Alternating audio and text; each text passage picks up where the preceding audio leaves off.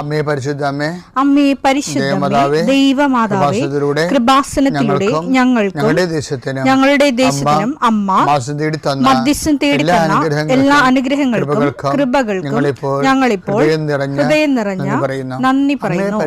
അമ്മേ പരിശുദ്ധമേ, ദൈവമാതാവേ, 2004 ഡിസംബർ 7 ഉച്ചകഴിഞ്ഞ് 2:30 കൃപാസനത്തിൽ സംഭവിച്ച അമ്മയുടെ പ്രത്യക്ഷപ്പെടലിനെ കുറിച്ച് തിരുസഭയ്ക്ക് സമർപ്പിച്ചിരിക്കുന്ന പഠനരേഖകളുടെ മേൽ സഭാത്മകമായ പഠനം ആരംഭിക്കുവാൻ ഞങ്ങൾ പ്രാർത്ഥിക്കുന്നു.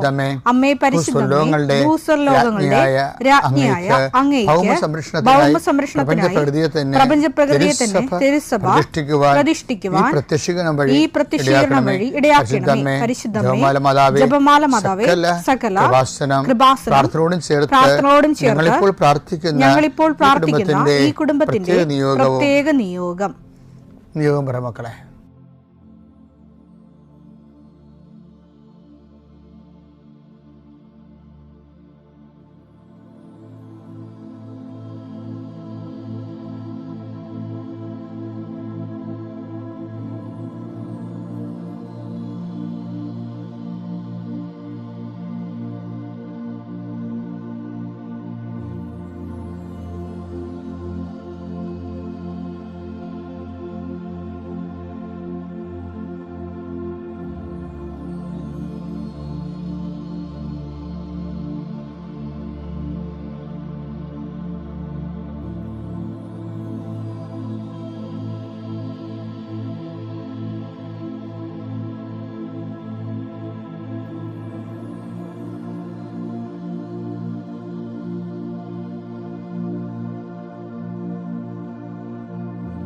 അമ്മയുടെ പ്രത്യക്ഷീകരണത്തിന്റെ ഈ അനുഗ്രഹവേളയിൽ ഞങ്ങൾക്ക് സാധിച്ചു തരുവാൻ കനിയണമേ. ആമേൻ. വിശ്വാസ പ്രമാണം. സർവശക്തനായ പിതാവും ആകാശത്തിന്റെയും ഭൂമിയുടെയും സൃഷ്ടാവുമായ ദൈവത്തിൽ ഞാൻ വിശ്വസിക്കുന്നു. അവിടുത്തെ ഏകപുത്രനും ഞങ്ങളുടെ കർത്താവുമായ ഈശോമിശിഹായിലും ഞാൻ വിശ്വസിക്കുന്നു. ഈ പുത്രൻ പരിശുദ്ധാത്മാവിനാൽ ഗർഭസ്ഥനായി കന്യകാമറിയത്തിൽ നിന്ന് പിറന്ന് പൊന്തിയോസ് പീലാത്തോസിന്റെ കാലത്ത് പീഡകൾ സഹിച്ച് കുരിശിൽ തറയ്ക്കപ്പെട്ട് മരിച്ച് അടക്കപ്പെട്ട് പാതാളങ്ങളിൽ ഇറങ്ങി മരിച്ചവരുടെ ഇടയിൽ നിന്ന് 3-ാം നാൾ ഉയർത്ത് സ്വർഗത്തിലേക്ക് എഴുന്നള്ളി സർവശക്തിയുള്ള പിതാവായ ദൈവത്തിന്റെ വലതുഭാഗത്തിരിക്കുന്നു. അവിടെ നിന്ന് ജീവിക്കുന്നവരെയും മരിച്ചവരെയും വിധിക്കുവാൻ വരുമെന്നും ഞാൻ വിശ്വസിക്കുന്നു. പരിശുദ്ധാത്മാവിലും ഞാൻ വിശ്വസിക്കുന്നു. വിശുദ്ധ കത്തോലിക്കാ സഭയിലും പുണ്യവാന്മാരുടെ ഐക്യത്തിലും പാപങ്ങളുടെ മോചനത്തിലും ശരീരത്തിന്റെ ഉയർപ്പിലും നിത്യമായ ജീവിതത്തിലും ഞാൻ വിശ്വസിക്കുന്നു. ആമേൻ. സുഖസ്ഥനായ ഞങ്ങളുടെ പിതാവേ, അങ്ങയുടെ നാമം പൂജിതമാകണമേ. അങ്ങയുടെ രാജ്യം വരണമേ. അങ്ങയുടെ തിരുമനസ് സ്വർഗത്തിലെ പോലെ ഭൂമിയിലും ആകണമേ. അന്നു വേണ്ടുന്ന ആഹാരം ഇന്ന് ഞങ്ങൾക്ക് തരണമേ. ഞങ്ങളോട് തെറ്റ് ചെയ്യുന്നവരോട് ഞങ്ങൾ ക്ഷമിക്കുന്നത് പോലെ ഞങ്ങളുടെ തെറ്റുകൾ ഞങ്ങളോടും ക്ഷമിക്കണമേ. ഞങ്ങളെ പ്രലോഭനത്തിൽ ഉൾപ്പെടുത്തരുതേ, തിന്മയിൽ ഞങ്ങൾ രക്ഷിക്കണമേ. ആമേൻ. നന്മ നിറഞ്ഞ മറിയമേ, സ്വസ്തി. കർത്താവ് അങ്ങയുടെ കൂടെ സ്ത്രീകളിൽ അങ്ങ് അനുഗ്രഹിക്കപ്പെട്ടവളാകുന്നു. അങ്ങയുടെ ഉദരത്തിൻ ഫലമായി ഈശോ അനുഗ്രഹിക്കപ്പെട്ടവനാകുന്നു. പരിശുദ്ധ മറിയമേ, തമ്പുരാന്റെ അമ്മേ, പാപികളായ ഞങ്ങൾക്ക് വേണ്ടി ഇപ്പോഴും ഞങ്ങളുടെ മരണസമയത്തും തമ്പുരാനോട് അപേക്ഷിക്കണമേ. ആമേൻ.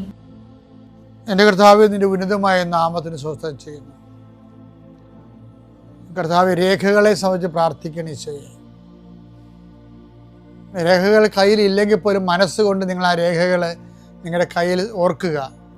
ചിലപ്പോൾ മാർക്ക് ലിസ്റ്റ് ആകും, ചിലപ്പോൾ സർട്ടിഫിക്കറ്റ് ആകും, ചിലപ്പോൾ ഹോൾ ടിക്കറ്റ് ആകും, ചിലപ്പോൾ പ്രമാണമാകും, ചിലപ്പോൾ നക്കലാകും, ചിലപ്പോൾ പറമ്പ് തരം മാറ്റാനുള്ള അപേക്ഷയാകും, ചിലപ്പോൾ നിങ്ങൾക്ക് വീടിന് നമ്പർ കിട്ടാൻ വേണ്ടിയുള്ള പ്രയാസത്തിൻ്റെ അതിനുള്ള അപേക്ഷ. എല്ലാം മനസ്സുകൊണ്ട് ഓർക്കുക. ആ രേഖകൾ ലഭിക്കാൻ ആവശ്യമായ രേഖകൾ വിസയുടെ രേഖകളാകാം, അല്ലെങ്കിൽ ഇൻ്റർവ്യൂവിൻ്റെ രേഖകളാകാം, അല്ലെങ്കിൽ വിസ ഇൻ്റർവ്യൂ ആകാം.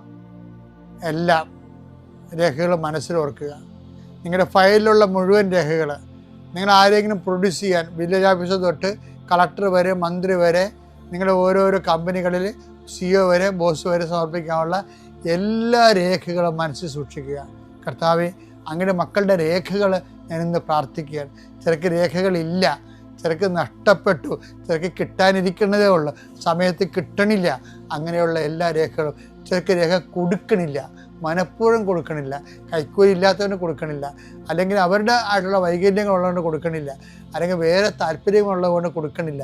അങ്ങനെയുള്ള പൈശാചികമായ തടസ്സങ്ങൾ യേശുക്രിസ്തു ഉന്നതമായ നാമത്തിൽ സഭയുടെ അധികാരത്തിൽ കുരിശിൻ്റെ അടയാളത്തിൽ 40 വർഷം ഞാൻ അർപ്പിച്ച കൃപാനയുടെ ശക്തിയാൽ കൃപാസ്ഥാനത്താറെ ജീവനോടെ പ്രത്യക്ഷപ്പെട്ട മാതാവിൻ്റെ മധ്യസ്ഥത്താൽ നിന്റെ മുഴുവൻ രേഖകളെ അതിൻ്റെ തടസ്സങ്ങൾ വിടുവിക്കുകയും നിന്നെ അനുഗ്രഹിക്കുകയും ചെയ്യുന്നു. ഏറ്റവും പിതാപുത്രൻ പരിശുദ്ധാത്മാവ് നീക്കാമേ. എൻ്റെ പ്രിയപ്പെട്ടവരെ, ബൈബിളിലെ ജോഷുവയും വിപ്രവാസ സമൂഹവും വാഗ്ദാന നാട് പ്രവേശിക്കുന്ന ചരിത്രപ്രസിദ്ധമായ അതിമനോഹരമായ ഒരു മുഹൂർത്തമുണ്ട്. അവിടെ വിവരിക്കുന്ന കൂട്ടത്തിലെ അവിടുത്തെ പശ്ചാത്തലത്തിലെ ഒഴുകുന്ന ഒരു നദി ജോർദാനാണ്.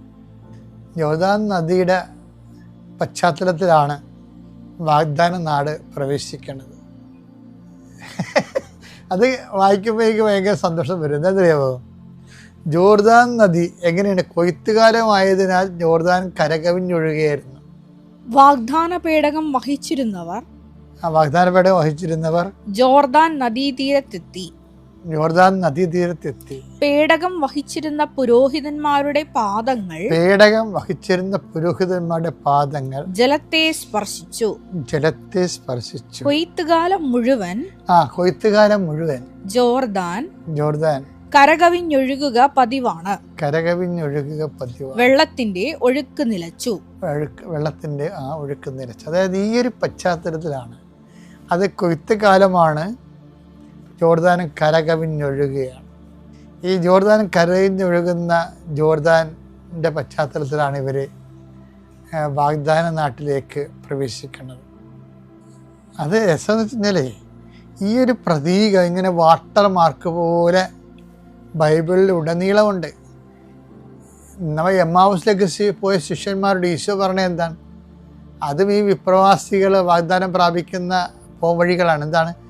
മിശിഹ ഇതെല്ലാം സഹിച്ച് മഹത്വത്തിലേക്ക് കരയേറുക ആവശ്യമായിരുന്നില്ല. ഈ വചനത്തിൻ്റെ കൂടെ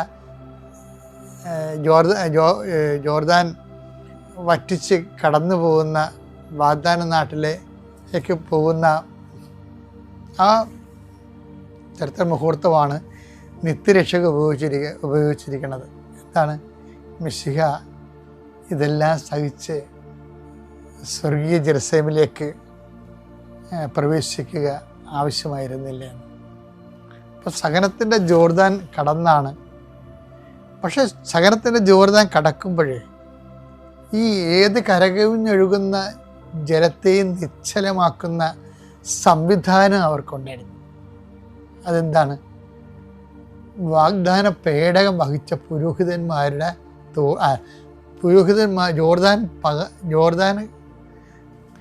ജോർദാൻ കടന്നുപോയ പുരോഹിതന്മാരുടെ തോളിലിരുന്ന വാഗ്ദാന പേടകമാണ്. ഈ പുരോഹിതന്മാരെ കുറിച്ചാണ് പിന്നെ ജോഷുവ എല്ലാം മോസസ് പറഞ്ഞത്. ഇവർ വാഗ്ദാന പേടകം ചുമക്കുന്നവരും ഇവർ വാഗ്ദാന പേടകം സൂക്ഷിക്കുന്നവരുമാണ്. ഇവർ ഡെയിലി ബേജസുകാരല്ലെന്നാണ് മോസസ് പറഞ്ഞത്.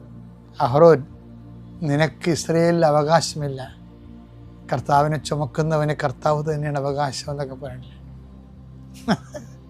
അതാണ് സംഖ്യ 18:19. ഇസ്രായേൽ ജനം കർത്താവിന് നീരാജനമായി സമർപ്പിക്കുന്ന ലബന ഉടമ്പടിയായി സമർപ്പിക്കുന്ന വിശുദ്ധ കാഴ്ചകളെല്ലാം നിനക്കും പുത്രന്മാർക്കും പുത്രിമാർക്കും ശാശ്വത അവകാശമായി ഞാൻ നൽകുന്നു.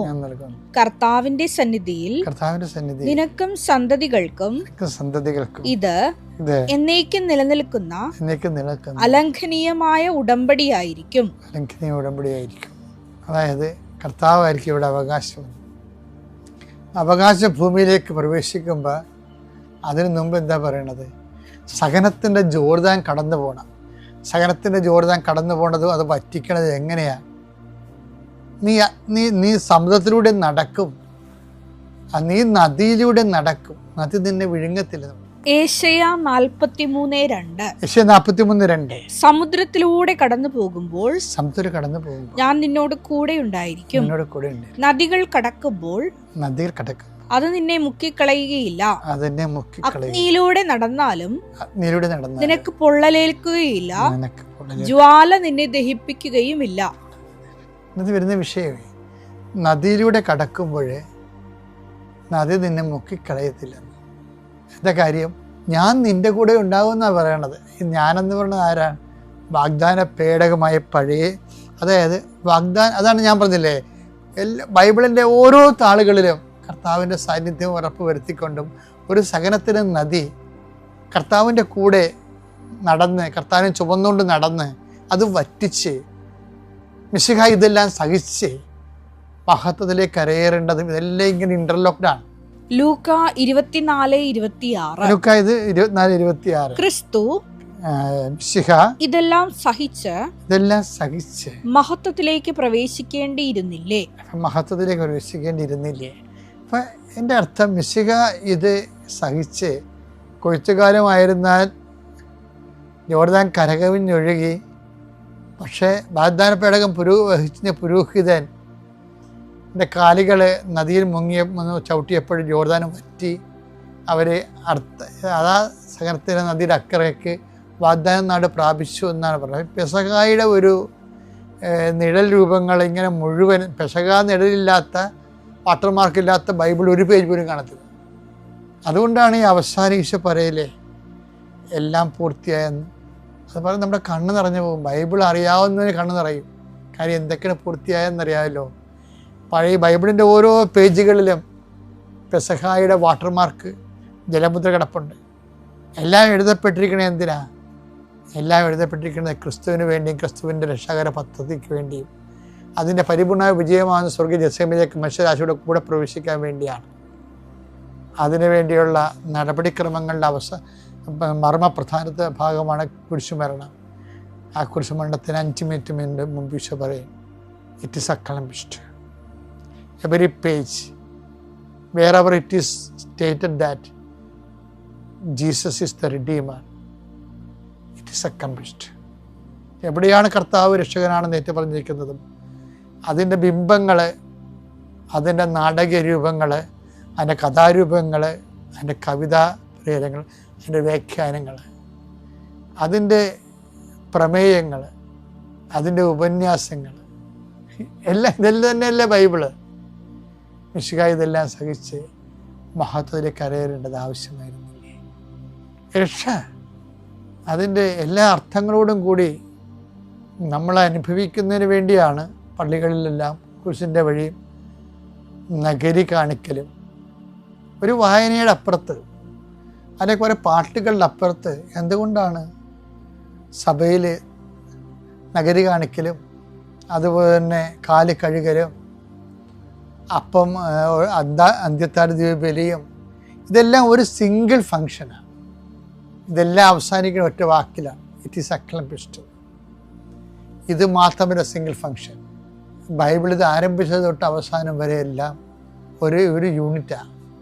അപ്പോൾ ഈ ദിവസങ്ങളിലൊക്കെ നിങ്ങൾ ദൈവകാര്യങ്ങളൊക്കെ ശുശ്രൂഷ പങ്കെടുക്കുമ്പോൾ വളരെ ശ്രദ്ധയോടുകൂടി ഈ ഒരു രഹസ്യം, ദൈവിക രഹസ്യം അനുഭവിച്ച് നിശബ്ദമായി ദൈവത്തെ ധ്യാനിച്ച്, ദൈവത്തെ ലയിച്ച്, ദൈവത്തിൻ്റെ കൂടെ ഹൃദയത്തെ ആന്തരികമായ ഒരു അഭിഷേക ആനന്ദം അനുഭവിക്കുന്ന രീതിയിൽ വേണം ഈ കാണിക്കുന്ന നിശബ്ദത കീപ്പ് ചെയ്യാൻ. തീർത്ഥാടനങ്ങൾക്ക് പോകണമല്ല. നിങ്ങളുടെ ഇടവകയിൽ നിങ്ങൾ ഒറ്റ മിനിസ്ട്രി പോലെ ഇത് വലിയ ബുധനാഴ്ച തൊട്ട് വലിയ വ്യാഴാഴ്ച, ദുഃഖ വെള്ളിയാഴ്ച എല്ലാ ശുശ്രൂഷയും കിട്ടിയതിന് ശേഷം വേണമെങ്കിൽ നിങ്ങൾക്ക് തീർത്ഥാടനത്തിന് പോകാം. ചിലർ ദീർഘദൂര കുരിശിൻ്റെ വഴികൾ നടത്തും. എന്നിട്ട് ഇടവകയിലെ ശുശ്രൂഷകൾ അത്ര വലിയ കാര്യമാക്കത്തില്ല. അത് ഒരു മരമണ്ടത്തരമാണ്. കുരിശിൻ്റെ വഴികളും ആരാധനാക്രമവും തമ്മിൽ യാതൊരു ബന്ധവുമില്ല. സഭയുടെ ആരാധനാക്രമം എക്സ്ട്രാ ആയിട്ട് ഇടക്ക് ചേർത്തിട്ടുള്ള കാര്യങ്ങളാണ്. അത് ലിറ്റർജി അല്ല, ഒരു പാരൽ ലിറ്റർജിയാണ്. അത് ചെയ്തിട്ട് ഏതാണ്ട് വലിയ ആനക്കാര്യം ചെയ്തതെന്ന് പറഞ്ഞുകൊണ്ട് ഇടവകയിലെ ശുശ്രൂഷകളെ, പാസ്കൽ മിനിസ്ട്രി എന്ന് പറയുന്ന ശുശ്രൂഷകളെ നിങ്ങളൊരിക്കലും ചെറുതായിട്ട് കാണുകയോ, ഇതെന്ത് ഞങ്ങളിങ്ങനെ മല കയറി പോയപ്പോൾ അത് ഓർത്ത് കഴിഞ്ഞ് ഇതെന്തെന്ന് പറയാം. അങ്ങനെയല്ല. നിങ്ങൾ കഴിച്ച സഹനങ്ങളല്ല, നടപ്പല്ല പ്രശ്നം. വിശ്വാസത്തിന് മഹാരഹസ്യം അടയാളം അനുഷ്ഠിക്കുമ്പോൾ അതിൽ മനസ്സർപ്പിച്ചുകൊണ്ട് ആത്മാഭിഷേകം പ്രാപിക്കാനുള്ള നിങ്ങളുടെ ദൈവത്തോടുള്ള ആത്മബന്ധമാണ് പ്രശ്നം, ആത്മൈക്യം. അപ്പം നല്ല ഒരു പെസക നേരുകയാണ്. പേര് ശില്പ പ്രമോദ്, തിരുവനന്തപുരത്ത് നിന്നാണ് വരുന്നത്. കൃപാസനത്തെക്കുറിച്ച് ഞങ്ങൾ കേട്ടിട്ടില്ലായിരുന്നു. ആ ഇടയ്ക്ക് ഞങ്ങളുടെ ജീവിതത്തിൽ ഒരുപാട് പ്രശ്നങ്ങളുണ്ടായി. പ്രശ്നങ്ങളെന്ന് പറയുമ്പോൾ കുറച്ച് കോംപ്ലിക്കേറ്റഡ് ആയിരുന്നു. കൊറോണ പാൻഡമിക് പീരീഡ് കഴിഞ്ഞിട്ട് ഞങ്ങളുടെ ഷോപ്പാണ് നടത്തുന്നത്, ഹോട്ടൽ. അപ്പോൾ കടയിൽ ഒരുപാട് നഷ്ടങ്ങൾ, ജീവിതത്തിൽ ഒരുപാട് പ്രതിസന്ധികളൊക്കെ രൂക്ഷമായി. ഞങ്ങൾ ഇതിൽ നിന്ന് ആശ്വാസം കിട്ടുന്നതിന് വേണ്ടിയിട്ട് വെട്ടുകാട് പള്ളിയിൽ പോയി പ്രാർത്ഥിക്കുക പതിവായിരുന്നു. അപ്പോൾ പള്ളിയുടെ പരിസരത്തിരുന്ന സമയത്ത് ഒരു പെങ്കൊച്ച് കൊണ്ടുവന്നൊരു പത്രം കയ്യിൽ തന്നു. നല്ലതാണ്, വായിക്കൂ എന്ന് പറഞ്ഞു. അപ്പോൾ തന്നെ ആ പത്രം ബാഗിനകത്ത് ഭദ്രമാക്കി വെച്ചു എന്നല്ലാതെ അതൊന്ന് തുറന്നു നോക്കാൻ പോലും തോന്നിയില്ല. പിന്നീടും ഞങ്ങളുടെ ജീവിതത്തിലെ പ്രശ്നങ്ങൾ ഇങ്ങനെ രൂക്ഷമായപ്പോൾ ഇങ്ങനെ ഒരു പത്രം കിട്ടിയതാണല്ലോ, ഒന്ന് നോക്കിയേക്കാമെന്ന് കരുതി സാക്ഷ്യങ്ങളൊക്കെ വായിച്ചു. അപ്പോൾ മനസ്സിൽ തോന്നി എന്തായാലും കൃപാസനത്തിലെത്തണം, ഉടമ്പടി എടുക്കണമെന്ന്. 2023 ഏപ്രിൽ 15 കൃപാസനത്തിലെത്തി ഞങ്ങൾ ഉടമ്പടി എടുക്കുന്ന സമയത്ത് എൻ്റെ ഹസ്ബൻഡ് മാറിയിരിക്കും. ക്ലാസ്സൊക്കെ കഴിഞ്ഞ് ഞാൻ ഇറങ്ങുന്നത് വരെ വെയിറ്റ് ചെയ്യുന്നുണ്ടായിരുന്നു. അത്ര വിശ്വാസമൊന്നും ഹസ്ബൻഡിന് ഇല്ലായിരുന്നു. ആ സമയത്ത് ഞങ്ങളൊരു റെൻറ്റഡ് ഹൗസ് എടുത്തിരുന്നു. അതിൻ്റെ എഗ്രിമെൻറ്റ് സൈൻ ചെയ്ത് കിട്ടുന്നതിന് വേണ്ടിയിട്ട് ഓണർ വിദേശത്തായത് കാരണം 1 മാസം വെയിറ്റ് ചെയ്യാൻ പറഞ്ഞു, ക്രിസ്മസിന് എത്തുമെന്നും പറഞ്ഞു. ആ ഇടയ്ക്ക് ഓണറാണെന്ന് പറഞ്ഞിട്ട് ഒരു വ്യക്തി വരുന്നു. അയാൾ ഞങ്ങളോട് വന്ന് പറഞ്ഞത് നിങ്ങൾക്ക് ഈ വീട് ആര് തന്നു, ഇപ്പം തന്നെ ഇറങ്ങണം എന്നായിരുന്നു. അപ്പോൾ ഞങ്ങൾ എടുത്തിട്ട് 1 മാസമായുള്ളൂ. റെൻറ്റഡ് ഹൗസിൽ താമസിക്കുന്നവർക്കറിയാം ഷിഫ്റ്റിങ്ങും റീ അറേഞ്ച്മെൻറ്റും അതിൻ്റെ ബുദ്ധിമുട്ടുകളൊക്കെ. അച്ഛൻ കിടക്ക രോഗിയാണ്. പിന്നെ ഞങ്ങൾ അഡ്വാൻസ് 50,000 രൂപ കൊടുത്തിട്ടുണ്ടായിരുന്നു. അപ്പോൾ ഓണറാണെന്ന് പറഞ്ഞ് ഒരു വ്യക്തി വന്ന് ഇറങ്ങാൻ പറയുമ്പോൾ പെട്ടെന്ന് മാറിക്കൊടുക്കുക ബുദ്ധിമുട്ടായിരുന്നു. പിന്നെ അത് കേസിലോട്ട് പോയി. ഈ ഓണറെന്ന് പറയുന്ന ആൾ തന്നെ പോലീസ് സ്റ്റേഷനിൽ കംപ്ലയിൻറ്റ് കൊടുത്തു. പിന്നെ പോലീസ് സ്റ്റേഷനിൽ നിന്നും ഞങ്ങളെ ഡെയിലി വിളിച്ചു തുടങ്ങി. അപ്പോൾ ഞങ്ങൾ ഹോട്ടൽ നടത്തുകയാണ്. അവിടെ പോയി ഒരു 3-4 മണിക്കൂർ വെയിറ്റ് ചെയ്യണം. പിന്നെ പ്രതിസ്ഥാനത്ത് ഞങ്ങളായിരുന്നു. അപ്പോൾ കട നേരെ നടത്താൻ പറ്റുന്നില്ല. മാനസികമായിട്ട് ധാരാളം ബുദ്ധിമുട്ടുകളൊക്കെ അനുഭവിച്ചു കൊണ്ടേയിരുന്നു. ആ സമയത്ത് ഞങ്ങൾക്ക് എന്ത് ചെയ്യണമെന്നറിയില്ല. അങ്ങനെ ഇരുന്നപ്പോൾ ഞങ്ങൾ കോടതിയിൽ ഒരു സൂട്ട് ഫയൽ ചെയ്തു. പിന്നെ സ്റ്റേഷനിലെ CIക്ക് കാര്യങ്ങൾ മനസ്സിലാക്കി. ശരിക്കും സംഭവിച്ചത് ഈ ഞങ്ങളോട് പ്രശ്നമുണ്ടാക്കിയ ആളായിരുന്നു ആ വീടിൻ്റെ യഥാർത്ഥ ഓണർ. അയാളൊരു സീനിയർ സിറ്റിസൺ ആയിരുന്നു. അപ്പോൾ ഈ മകനും അച്ഛനും തമ്മിലുള്ള ഒരു ഈഗോ ക്ലാഷ് കാരണമാണ് ഞങ്ങൾക്ക് ഇതിൻ്റെ ഇടയിൽ ബുദ്ധിമുട്ടുണ്ടായത്. അപ്പോൾ മകന് അച്ഛൻ മരിച്ചുപോയി എന്ന് കരുതിയിട്ട് ഞങ്ങൾക്ക് ഈ വീട് തന്നതാണ്. പക്ഷെ അയാൾക്ക് വീട് എഗ്രിമെൻറ്റ് സൈൻ ചെയ്യുന്നതിനുള്ള റൈറ്റ് ഇല്ലായിരുന്നു. പിന്നീട് കോടതിയിലെ കേസ് ഇങ്ങനെ നടന്നുകൊണ്ടിരിക്കുകയാണ്. ഞങ്ങൾക്ക് ഷോപ്പ് നേരെ നോക്കാൻ പറ്റുന്നില്ല. ആ ഒരു സാഹചര്യത്തിൽ എപ്പോഴും സ്റ്റേഷനിൽ നിന്ന് ഇങ്ങനെ വിളിച്ചുകൊണ്ടേയിരിക്കും. അവിടെ പോയി നിന്ന് പരിചയക്കാരൊക്കെ കാണുമ്പോൾ നമ്മൾ പ്രതിസ്ഥാനത്ത് നിൽക്കുന്നു. ആകെ വല്ലാത്തൊരവസ്ഥയായിരുന്നു. അപ്പോൾ അച്ഛൻ്റെ ധ്യാനത്തിലൂടെ കേട്ടിട്ടുണ്ട് യൂണിവേഴ്സിറ്റിയിൽ ഉപ്പിട്ടതിനെക്കുറിച്ച്. അപ്പോൾ ഞാൻ ചിന്തിച്ചു, എന്തുകൊണ്ട് പോലീസ് സ്റ്റേഷനിൽ ഉപ്പിട്ടുകൂടാ? ഞങ്ങളുടെ വിശ്വാസം, ഞങ്ങളെ പ്രൊട്ടക്റ്റ് ചെയ്യുന്ന ഒരു പ്രവൃത്തി ചെയ്യുന്നതിന് നമ്മൾ മറ്റൊന്നും ചിന്തിക്കേണ്ട കാര്യമല്ല. പോലീസ് സ്റ്റേഷനിലെ വിൻഡോസിൽ ഞാനിങ്ങനെ ഉപ്പ് വിതറുമായിരുന്നു. അതൊക്കെ ഞങ്ങളെ സംരക്ഷിക്കുന്ന, ഞങ്ങളെ ഇങ്ങനെ സേഫാക്കുന്ന കാര്യങ്ങളായിരുന്നു എന്ന് ഇപ്പോൾ ഓർക്കുന്നു. അതിനുശേഷം കേസ് ഫൈനൽ കേസിലോട്ട് പോയി. ആ സാഹചര്യത്തിൽ സീനിയർ സിറ്റിസൺ ആയതുകൊണ്ടും ആ വീടിൻ്റെ ഓണർ ആയതുകൊണ്ടും അദ്ദേഹത്തിനെതിരെ ഒരു സ്റ്റേ കൊടുക്കുന്നത് ബുദ്ധിമുട്ടായിരുന്നു. അഡ്വക്കേറ്റ് ഞങ്ങളോട് പറഞ്ഞതാണ്. ജഡ്ജി തന്നെ കൺഫ്യൂഷനിലായി.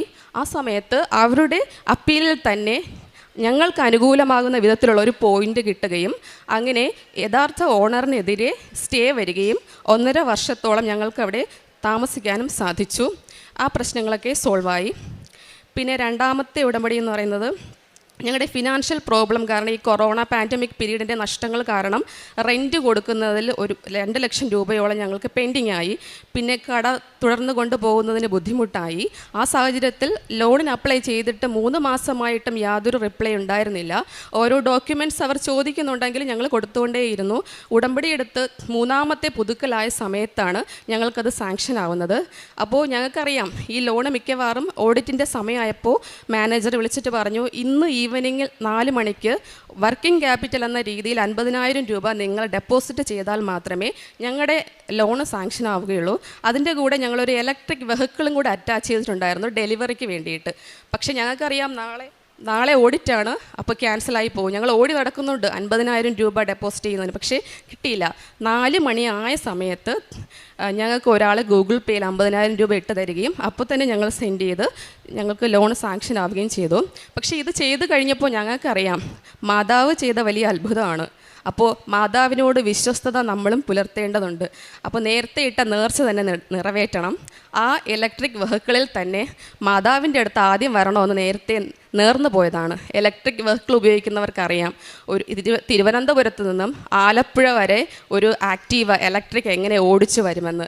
6 അവേഴ്സ് വേണം അത് ഫുൾ ചാർജ് ആവാനായിട്ട്. ലോജിക്ക് ഉണ്ടോ എന്ന് ചോദിച്ചാൽ എനിക്കറിയില്ല. ഞങ്ങൾ രണ്ടുപേരും എടുത്ത തീരുമാനമാണ്. ഹസ്ബൻഡിന് സമ്മതമായിരുന്നു. മാതാവിൻ്റെ അടുത്ത് തന്നെ ഈ വണ്ടി പോവും. വണ്ടി തലേദിവസം ഇറക്കുന്നു, പിറ്റേന്ന് എങ്ങനെയാണ് ഓടിക്കേണ്ടത്, അതിൻ്റെ മൈലേജ് കാര്യങ്ങളൊന്നും അറിയില്ല. പക്ഷേ മാതാവിനോട് വിശ്വസ്തരായിരിക്കുക എന്ന ഒരു തീരുമാനത്തിന്മേൽ ഞങ്ങൾ തിരുവനന്തപുരത്ത് നിന്നും ഇലക്ട്രിക് വണ്ടിയിൽ വരുന്നു. 2 ദിവസം എടുത്തിട്ടാണ് ഞങ്ങൾ വീട്ടിൽ തിരിച്ചെത്തുന്നത്. കാരണം പാതിരാത്രിയിലും വെളുപ്പാങ്കാലത്തുമെല്ലാം റോഡിൽ ചാർജ് 6 അവേഴ്സ് ഇട്ടിട്ട് ഞങ്ങൾ വെയിറ്റ് ചെയ്യും.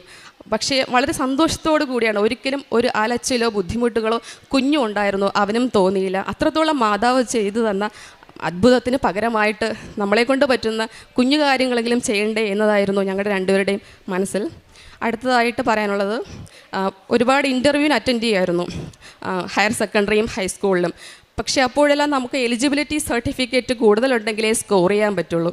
കേറ്ററ്റും സെറ്റും നെറ്റും ഇല്ലായിരുന്നു. ആകെയുള്ളതൊരു MEd ആയിരുന്നു. അത് വെച്ചിട്ട് കുറേ അറ്റൻഡ് ചെയ്തു, എല്ലായിടത്തും ഡിസ്ക്വാളിഫൈ ആയി. പിന്നെ 2 തവണ കേറ്ററ്റും സെറ്റും എഴുതിയെങ്കിലും എനിക്ക് ക്രാക്ക് ചെയ്യാൻ സാധിച്ചില്ല. പിന്നെ 3-ാമത്തെ തവണ മാതാവിൻ്റെ കാശ് രൂപം അത്രയും വിശ്വാസത്തോടു കൂടി ലെഫ്റ്റ് ഹാൻഡിൽ മുറുക്കെ പിടിച്ചുകൊണ്ടാണ് ഞാൻ എക്സാം എഴുതിയത്. എനിക്ക് 2ഉം ഒരുമിച്ച് തന്നെ ക്രാക്ക് ചെയ്യാൻ സാധിച്ചു. അതും വളരെ സന്തോഷത്തോടെയും വളരെ അത്ഭുതത്തോടു കൂടിയുമാണ് ഞാൻ മനസ്സിലാക്കിയത്. പിന്നീട് അടുത്ത സാക്ഷ്യം എന്ന് പറയുന്നത്, ഞങ്ങൾക്ക് ബിസിനസ് ലോൺ 7 ലക്ഷത്തിൻ്റെ ഭാരത് പേ എന്ന് പറയുന്ന ഗൂഗിൾ പേ പോലുള്ള മറ്റൊരു ആപ്പാണ്, ഓതറൈസ്ഡ് ആണ്. അതിൽ നിന്ന് ഞങ്ങൾക്ക് ലഭിച്ചു. ഞങ്ങൾ 3 ലക്ഷം രൂപ ഓൾമോസ്റ്റ് അടച്ചു കഴിഞ്ഞു. ആ സമയത്ത് ഷോപ്പ് റോഡിൻ്റെ പണി കാരണവും മറ്റ് കാരണങ്ങളാലും അടച്ചിടേണ്ടി വന്നു. ഡെയിലി 3000 രൂപയാണ് EMI. ഞങ്ങൾക്കത് വൻതോതിൽ നഷ്ടം സംഭവിക്കുകയും EMI അടയ്ക്കാൻ പറ്റാതാവുകയും ചെയ്തു. അപ്പോൾ ഇതിൻ്റെ ഹെഡ് ഓഫീസ് എന്ന് പറയുന്നത് ഡൽഹിയാണ്. പിന്നീട് അവിടെ നിന്ന് കോള് വരുന്നുണ്ട്, ലെറ്റർ അയക്കുന്നുണ്ട്, കേസാക്കുമെന്ന് പറഞ്ഞിട്ട്. അപ്പോൾ ഞങ്ങളാകെ ടെൻഷനായി. കാരണം 4,40,000 രൂപ വൺ ടൈമായിട്ട് സെറ്റിൽ ചെയ്താൽ മാത്രമേ കേസിൽ നിന്ന് ഒഴിവാക്കുകയുള്ളൂ എന്ന് പറഞ്ഞു. എന്നെക്കാളും ടെൻഷൻ ഹസ്ബൻഡിനായിരുന്നു. ബിക്കോസ് എൻ്റെ പേരിലാണ് ഷോപ്പിൻ്റെ ട്രാൻസാക്ഷനും ഈ ലോഡുമൊക്കെ എടുത്തിരുന്നത്. അപ്പോൾ ഹസ്ബൻഡ് ഡിപ്രസ്ഡ് ആയിരുന്നു, ഭയങ്കര ടെൻഷനിലിരിക്കുന്നു. അപ്പോൾ ഞാൻ പറഞ്ഞു, നമ്മൾ മാതാവിൽ വിശ്വസിച്ചിരിക്കുകയാണ്, ഉടമ്പടിയിലിരിക്കുകയാണ്, പിന്നെ ടെൻഷൻ വേണ്ട എന്ന്. പിന്നെ ഞങ്ങൾ ഒത്തിരി ഒരു ആശ്വാസത്തിന് വേണ്ടിയിട്ട് ഒരു അഡ്വക്കേറ്റിൻ്റെ അഡ്വൈസ് തിരക്കി. അപ്പോൾ ആ വ്യക്തി പറഞ്ഞത് ഡൽഹി പോലീസിലാണ്, അവിടെയാണ് കേസ് നടക്കുന്നത്, കോർട്ട് അവിടെയാണ്, മിക്കവാറും അറസ്റ്റ് ചെയ്തുകൊണ്ട് ഡൽഹി പോലീസ് തന്നെ പോവും, അങ്ങനെയൊക്കെയാണ് ആ വ്യക്തി പറഞ്ഞത്. പിന്നെയും ടെൻഷൻ കൂടി. പക്ഷേ എനിക്കെന്തോ പഠിക്കുന്ന സമയത്തൊക്കെ ഒരു ഇൻസ്ട്രുമെൻറ്റ് ബോക്സ് കണ്ടില്ലെങ്കിലോ ഒരു പെൻസിൽ മിസ്സായാലോ ടെൻഷൻ അടിച്ച് വല്ലാണ്ടാവുന്ന ഒരാളാണ് ഞാൻ. പക്ഷേ എനിക്കെന്തോ ഡൽഹി പോലീസ് വന്ന് അറസ്റ്റ് ചെയ്യുമെന്ന് പറഞ്ഞിട്ടും അറിയില്ല, യാതൊരുവിധ കുലുക്കവും ഉണ്ടായിരുന്നില്ല. കുറച്ച് നാൾ കഴിഞ്ഞ് ഒരു സൂം മീറ്റിംഗ് വെച്ചു, അതൊന്നും അറ്റൻഡ് ചെയ്യാൻ പറ്റിയില്ല. കേസ് മുന്നോട്ട് പോയി. 4,40,000 രൂപ എന്ന ഒരു ഉറപ്പല്ലാതെ വേറൊന്നും അതിനകത്ത് ചെയ്യാനുണ്ടായിരുന്നില്ല. പിന്നീട് ഞങ്ങൾ മാതാവിൽ വരും, ഇവിടെ വന്നിട്ട് പ്രാർത്ഥിക്കും. അങ്ങനെ ഒരു ദിവസം കോൾ വന്നു, 1,10,000 രൂപയ്ക്ക് ഇന്ന് ഈവനിങ്ങിൽ അടച്ചു കഴിഞ്ഞാൽ സെറ്റിൽ ചെയ്യാമെന്ന്. ഞങ്ങൾ ആ പൈസയ്ക്ക് വേണ്ടി ഓടി. അതൊക്കെ കറക്റ്റ് ടൈമിൽ നമുക്ക് കിട്ടി. വൺ ടൈമായിട്ട് ഞങ്ങൾ ഈ 4,40,000 എന്നത് 1,10,000 ആക്കിയിട്ട് സെറ്റിൽ ചെയ്തു. പിന്നെ ക്ലോസിംഗ് ലെറ്റർ മെയിൽ വഴി ഞങ്ങൾക്ക് കിട്ടി. അപ്പോൾ അതിൻ്റെ യാതൊരുവിധ പ്രശ്നങ്ങളും പിന്നീട് ഉണ്ടായിരുന്നില്ല. പിന്നെ പ്രേക്ഷിത പ്രവർത്തനങ്ങളെന്ന് പറയുന്നത്, ഞാനിപ്പോൾ സെറ്റ്, കേറ്ററ്റ്, PSC എക്സാമിനൊക്കെ പോകുമ്പോൾ എക്സാമിന് മുന്നോടിയായിട്ട് തന്നെ അവിടെ ഇരിക്കുന്ന എല്ലാവർക്കും ജാതി മത ഭേദമന്യേ പത്രം നൽകും. കാര്യങ്ങൾ പറഞ്ഞുകൊണ്ടാണ് നൽകുന്നത്. ഈ പത്രം വായിക്കണം. നിങ്ങൾക്കുള്ള പ്രശ്നം എന്ത് തന്നെ ആയിരുന്നാലും അത് മാറ്റാനായിട്ട് മാതാവിനെ കൊണ്ട് സാധിക്കും. ഞങ്ങളുടെ അനുഭവമാണ്. പിന്നെ ഞങ്ങൾ എവിടെ പോയിരുന്നാലും ഒരു അരമണിക്കൂറെങ്കിലും മാതാവ് ഞങ്ങൾക്ക് തന്ന കാര്യങ്ങളെക്കുറിച്ച് പറയാതിരിക്കില്ല. അത് പറയാത്ത ദിവസം ചുരുക്കം. ചുരുക്കമാണ്. ഞാനും ഹസ്ബൻഡാണ് എന്നെക്കാൾ കൂടുതൽ മാതാവിനെ പറ്റി മറ്റുള്ളവരോട് പറയുന്നത്. പിന്നെ കാരുണ്യ പ്രവൃത്തികൾ ചെയ്യുന്നത്, ഞങ്ങൾ റോഡിലിരിക്കുന്നവർക്ക് ഉച്ചഭക്ഷണം കൊണ്ടുകൊടുക്കാറുണ്ട്. ഓൾഡ് ഏജ് ഹോമിൽ പോയി ഭക്ഷണം കൊടുക്കാറുണ്ട്. കുഞ്ഞുങ്ങളുടെ ഹോമിൽ പോയിട്ട് അവർക്ക് വേണ്ടുന്ന ഭക്ഷണത്തിൻ്റെ കാര്യങ്ങൾ ചെയ്തു കൊടുക്കാറുണ്ട്. വസ്ത്രം കൊടുക്കാറുണ്ട്. പിന്നെ ഞങ്ങളുടെ ഉടമ്പടി ആദ്യമൊന്നും ശരിക്കും വർക്കൗട്ട് ചെയ്തിരുന്നില്ല. പ്രാർത്ഥന കംപ്ലീറ്റായിട്ട് നടക്കുന്നുണ്ട്. പക്ഷേ എന്തുകൊണ്ടോ 3 പുതുക്കൽ വരെ കാര്യങ്ങളൊന്നും ശരിയാവാതിരുന്നപ്പോഴാണ് ഞാൻ ധ്യാനത്തിലൂടെ അറിയുന്നത് ചൊല്ലുന്ന പ്രാർത്ഥനയല്ല ചെയ്യുന്ന പ്രാർത്ഥനയാണെന്ന്. പിന്നീട് ഒരു ദിവസം പ്രാർത്ഥന മുടങ്ങിയാൽ പോലും ഞങ്ങളുടെ കാരുണ്യ പ്രവൃത്തികൾ മുടങ്ങിയിരുന്നില്ല. പിന്നെ ഞങ്ങളുടെ ജീവിതത്തെ സംബന്ധിച്ചിടത്തോളം സാക്ഷ്യങ്ങളിൽ ഞാൻ കേട്ടിട്ടുള്ളത് മാതാവ് സഞ്ചാരി മാതാവാണ് എന്നൊക്കെയുള്ള പേരുകൾ. പക്ഷേ ഞങ്ങളുടെ ജീവിതത്തിൽ ഞങ്ങൾ മനസ്സിലാക്കിയത് മാതാവ് ശരിക്കൊരു ഗൂഗിൾ മാപ്പാണ്. ഞങ്ങളുടെ കാരണങ്ങൾ കൊണ്ട് ഞങ്ങളുടെ വഴികൾ ഇങ്ങനെ അടയുമ്പോൾ റൂട്ട് പിടിച്ചു തരികയാണ്. അതിങ്ങനെ നോക്കിയിരിക്കുകയാണ്, നിങ്ങൾക്ക് എവിടെയാണ് പ്രശ്നം, എന്താണ് തകരാറ്. ഈ കോടിക്കണക്കിന് ആളുകൾ വന്ന് ഉടമ്പടി എടുക്കുന്ന സമയത്ത് ഞങ്ങളെ മാത്രം എങ്ങനെ നോക്കിയിരിക്കാൻ പറ്റുന്നു എന്ന് ചിന്തിക്കുന്ന സാഹചര്യങ്ങളുണ്ട്. അത്രത്തോളം ഗൂഗിൾ മാപ്പിനെ പോലെ ഞങ്ങളുടെ കാര്യങ്ങൾ വിതിൻ സെക്കൻഡ്സ് നടത്തി തരികയാണ് മാതാവ് ചെയ്തത്.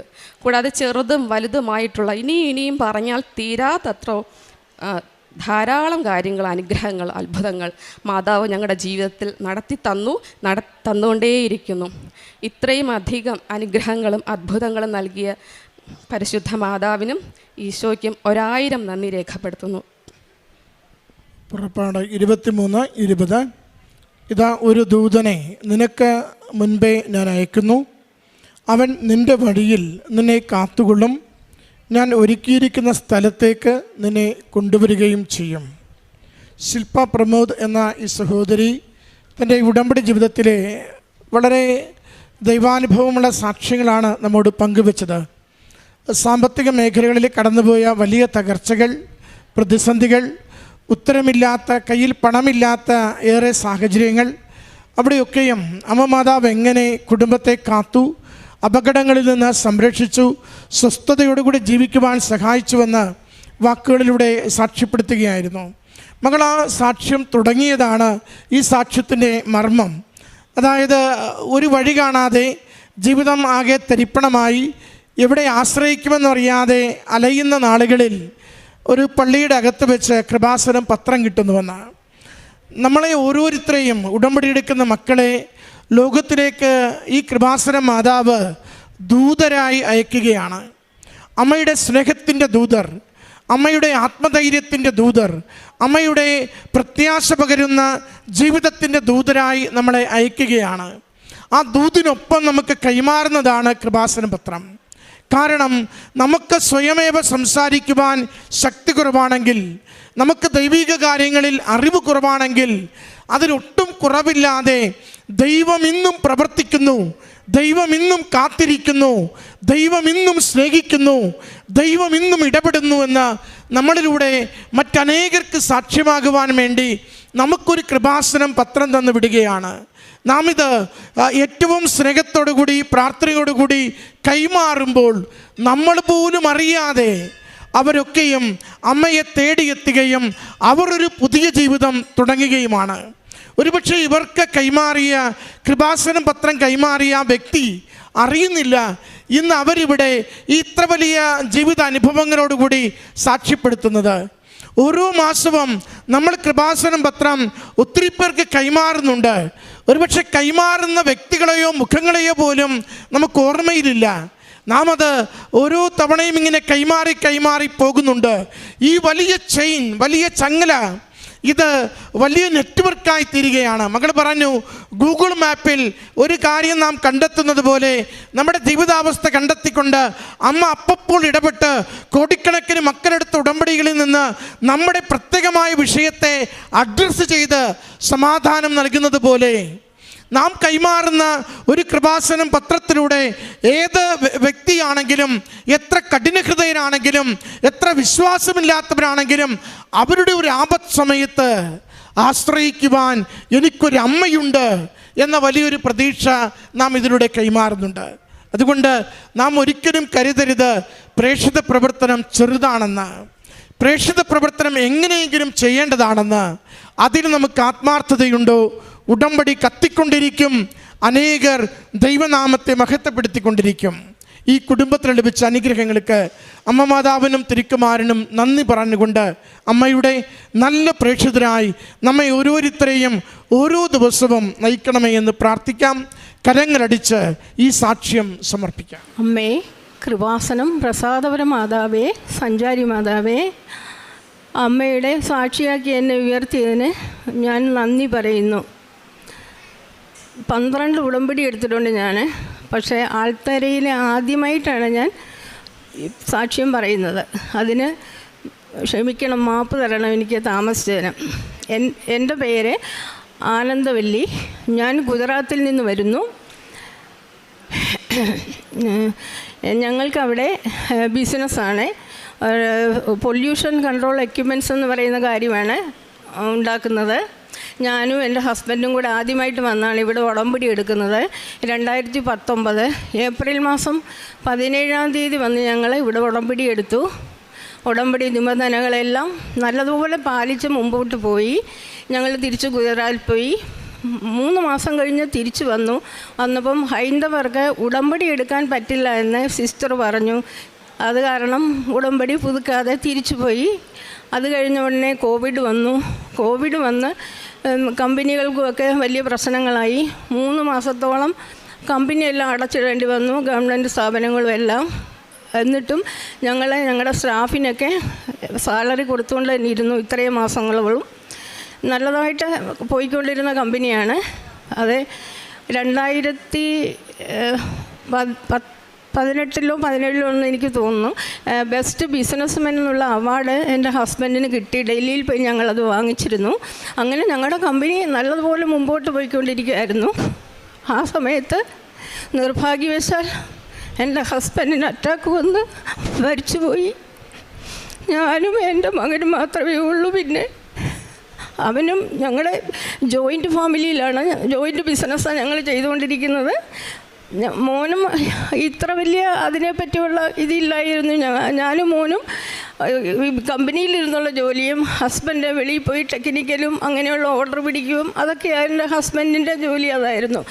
പക്ഷേ ഈ കാര്യത്താൽ എൻ്റെ ഹസ്ബൻഡ് മരിച്ചു പോയതിനാൽ ഞങ്ങൾക്ക് ഒരുപാട് ബുദ്ധിമുട്ടുകൾ വന്നു. പോരായിട്ട് കോവിഡ്, കമ്പനി അടച്ചിട്ടു, പിന്നെ സാമ്പത്തിക ബുദ്ധിമുട്ടുകളൊക്കെ വന്നു. നല്ലൊരു എമൗണ്ട് എൻ്റെ ഹസ്ബൻഡിന് കിട്ടാനുള്ള പല കമ്പനികളിൽ നിന്ന്. പക്ഷേ 2-3 കമ്പനികളൊക്കെ അടച്ചിടേണ്ടി വന്നു. അത് കാരണം ഒന്നും ഞങ്ങൾക്ക് കിട്ടിയിട്ടില്ല എന്നുള്ളതാണ്. പിന്നെ അടുത്തൊരു കമ്പനി, ഗുജറാത്തിൽ തന്നെ ഉള്ള കമ്പനിയിൽ ഒരു നല്ല എമൗണ്ട് അവർ തരാനുണ്ട്. ഞാനും മോനും പല പ്രാവശ്യം കയറി ഇറങ്ങി, പക്ഷേ ഞങ്ങൾക്കത് തന്നില്ല ആരും. അപ്പം എൻ്റെ മകൻ എന്നോട് പറഞ്ഞു, മമ്മി ഇത് കിട്ടുമെന്ന് തോന്നുന്നില്ല, നമ്മളത് മറന്നേക്കാൻ പറഞ്ഞു. അങ്ങനെ ഇരിക്കും ഒരു ദിവസം ഞാൻ ഉടമ്പടി വസ്തുക്കളുമൊക്കെ എടുത്ത് ആ കമ്പനിയിൽ പോയിട്ട് ഞങ്ങളെ കാണുമ്പോഴേ ഗേറ്റിൻ്റെ അവിടെ ഇരുന്നുകൊണ്ട് പറയും, ഇന്ന ആൾ വരുന്നുണ്ട്, ഞാനില്ല എന്ന് പറഞ്ഞേക്കണമെന്ന് അവർ പറയും.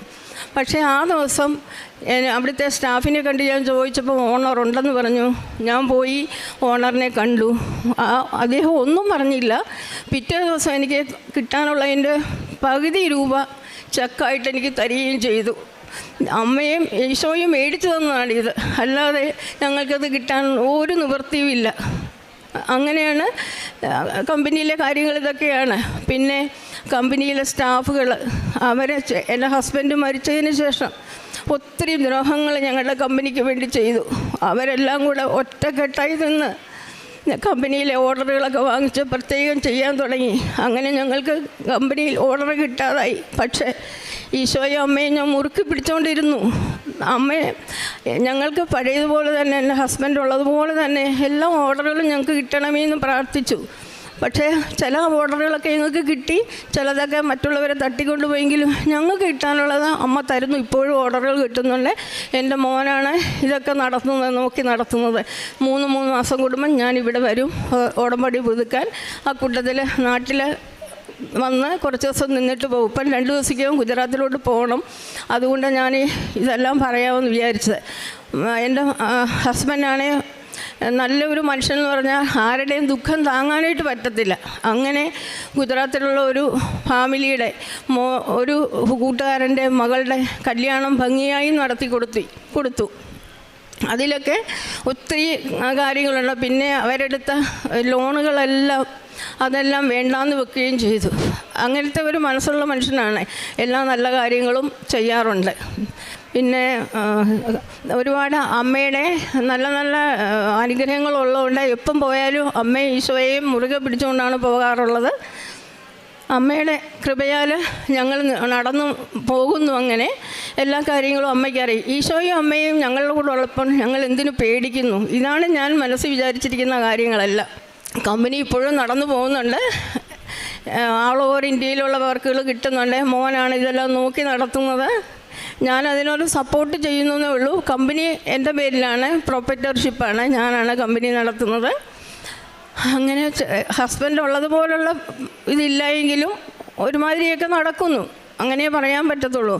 ഈ ആൾക്കാരൊക്കെ ഞങ്ങളുടെ ഓർഡറുകൾ എടുത്ത് അവർ തന്നെ ചെയ്യുന്നത് കൊണ്ട് വളരെ ലാഭത്തിൽ വില കുറച്ച് അവർ ചെയ്യുന്നതുകൊണ്ട് ഞങ്ങൾക്കതൊന്നും ഓർഡർ കിട്ടുന്നില്ല ഇപ്പം. അങ്ങനെയാണ്. എന്നാലും നടക്കുന്നു. 1-2 പ്രൊജക്റ്റ് നടക്കുന്നുണ്ട്. ഇത് കേരളത്തിൽ തന്നെ 1-2 നടക്കുന്നുണ്ട്. അമ്മയും ഈശോയും ഒരുപാട് നല്ല കാര്യങ്ങൾ നടത്തി തന്നിട്ടുണ്ട്. ഒരു ദിവസം വെളുപ്പാങ്കാലത്ത് 2 മണി സമയമായി. ഞാൻ ഹാളിലോട്ട് വന്ന സമയത്ത് ഡൈനിങ് ടേബിളിൻ്റെ അവിടെ ഞാൻ ശരിക്കും കണ്ടതാണ് ഈശോയും അമ്മയും. 2 പേരെയും ഒരു സെക്കൻഡ് ഞാൻ കണ്ടുവെങ്കിലും പിന്നീട് എനിക്ക് കാണാൻ പറ്റിയില്ല. പിന്നെ അന്ന് രാത്രി കടന്നപ്പോൾ ഞാൻ ആലോചിച്ചു, എന്തുകൊണ്ടാണ് ഞാൻ ഈ അമ്മയും ഈശോയെ ഇങ്ങനെ കാണാനിടയാതെ. അങ്ങനെ ആലോചിച്ച് നേരം വെളുപ്പിച്ചു. നേരം വെളുത്ത് 5 മണിയാകുമ്പോഴേ കുളിച്ച് 5:30 മണിക്കുള്ള പ്രാർത്ഥനയ്ക്ക്, അച്ഛൻ്റെ പ്രാർത്ഥനയ്ക്ക് ഇരിക്കും ഞാൻ. അത് കഴിഞ്ഞ ശേഷം ബാക്കിയുള്ള കാര്യങ്ങൾ നടത്താറുള്ളൂ. അങ്ങനെ ഒരു ദിവസം ഇങ്ങനെ വന്നപ്പം ഞാൻ വിചാരിച്ച് എന്നാൽ അമ്മയും ഈശോയ്ക്കും ആദ്യമായിട്ട് അവർക്ക് ആഹാരം, ഞാൻ കുടിക്കുന്ന വെള്ളമാണേലും ആഹാരമാണേലും ആദ്യമേ അമ്മയ്ക്കും ഈശോയ്ക്കും ഓരോ പുതിയ പാത്രങ്ങൾ വാങ്ങിച്ചിട്ട് ഞാൻ അവിടെ വെക്കാറുണ്ട്. അത് കഴിഞ്ഞ ശേഷമേ ഞാൻ ആഹാരം പോലും കഴിക്കാറുള്ളൂ. ഇപ്പോഴും അങ്ങനെ തന്നെ നടന്നു പോകുന്നു. ഞാൻ നാട്ടിൽ വരുമ്പോഴും അതിനും ഇവിടെ ഞാൻ അങ്ങനെ ചെയ്യാറുണ്ട്. ഈശോയുടെ അമ്മയുടെ ഒരുപാട് അനുഗ്രഹങ്ങൾ എനിക്ക് കിട്ടിയിട്ടുണ്ട്.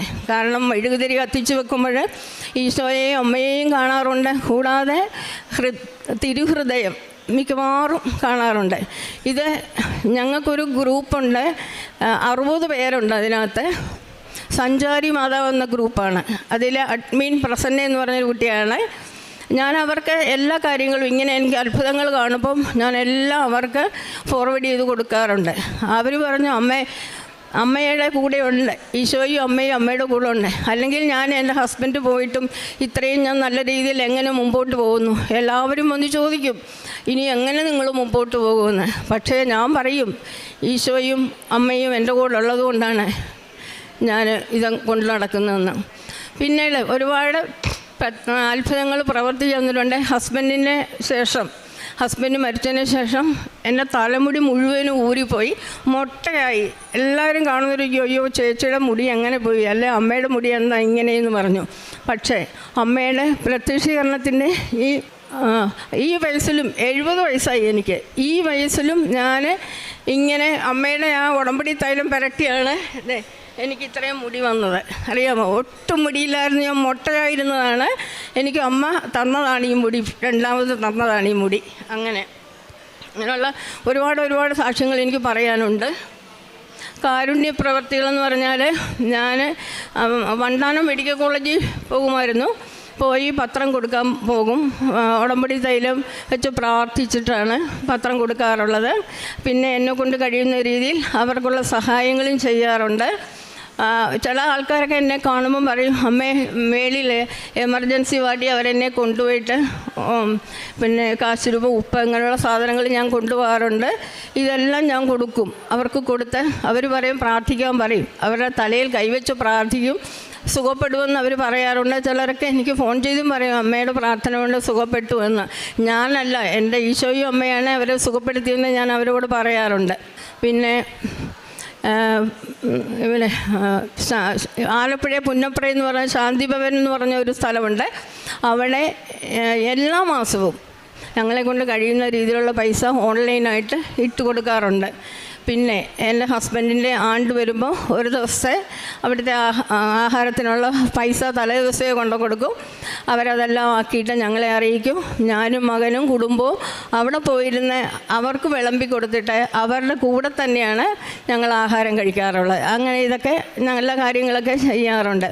കൂടാതെ ഓഫീസിൽ പോകുന്ന വഴിക്കും രണ്ട് അബ്നോർമലായിട്ടുള്ള 2 ആൾക്കാരാണ്. അവർക്ക് ഞാൻ വീട്ടിലുണ്ടാക്കുന്ന ആഹാരം ഞങ്ങളുടെ കൂടെ തന്നെ പൊതി കെട്ടി അവർക്കും കൊണ്ടു കൊടുക്കാറുണ്ട്. ഒരു ദിവസം കണ്ടില്ലെങ്കിൽ താമസിച്ചാൽ അവർ എന്താ താമസിച്ചത് എന്ന് ചോദിക്കാറുണ്ട് എന്നോട്. അങ്ങനെ അവർക്ക് കൊടുക്കും. പിന്നെ ഡിസംബർ മാസം ആകുമ്പോഴത്തേക്ക് കുട്ടികൾക്ക്, അനാഥ കുട്ടികൾക്കുള്ള വസ്ത്രങ്ങൾ, കിറ്റ് ഇതെല്ലാം ഞങ്ങൾ കൊടുക്കാറുണ്ട്. അങ്ങനെയൊക്കെയുള്ള കാരുണ്യ പ്രവർത്തനങ്ങൾ ചെയ്യാറുണ്ട്. പ്രേക്ഷിത പ്രവർത്തനം, പേപ്പർ, ഇതാണ് പത്രം കൊടുക്കാറുണ്ട്. പത്രം ഉടമ്പടി തൈലം വെച്ച് പ്രാർത്ഥിച്ചിട്ടാണ് പത്രം കൊടുക്കാറുള്ളത്. ചില ആൾക്കാർ വാങ്ങിക്കാറില്ല, ചിലർ വാങ്ങിക്കും. പിന്നെ അവർ പറയും, നിങ്ങൾക്ക് ഞങ്ങളോട് പറഞ്ഞ കാര്യമാണ്, നിങ്ങൾക്ക് ഇതുകൊണ്ട് നടക്കാൻ നാണമില്ലേ, ഒരു ഹിന്ദുവായിട്ടും കൂടെ നിങ്ങളെന്തുവാ ഇതും കൊണ്ട് നടക്കുന്നതെന്നൊക്കെ ചോദിക്കാറുണ്ട്.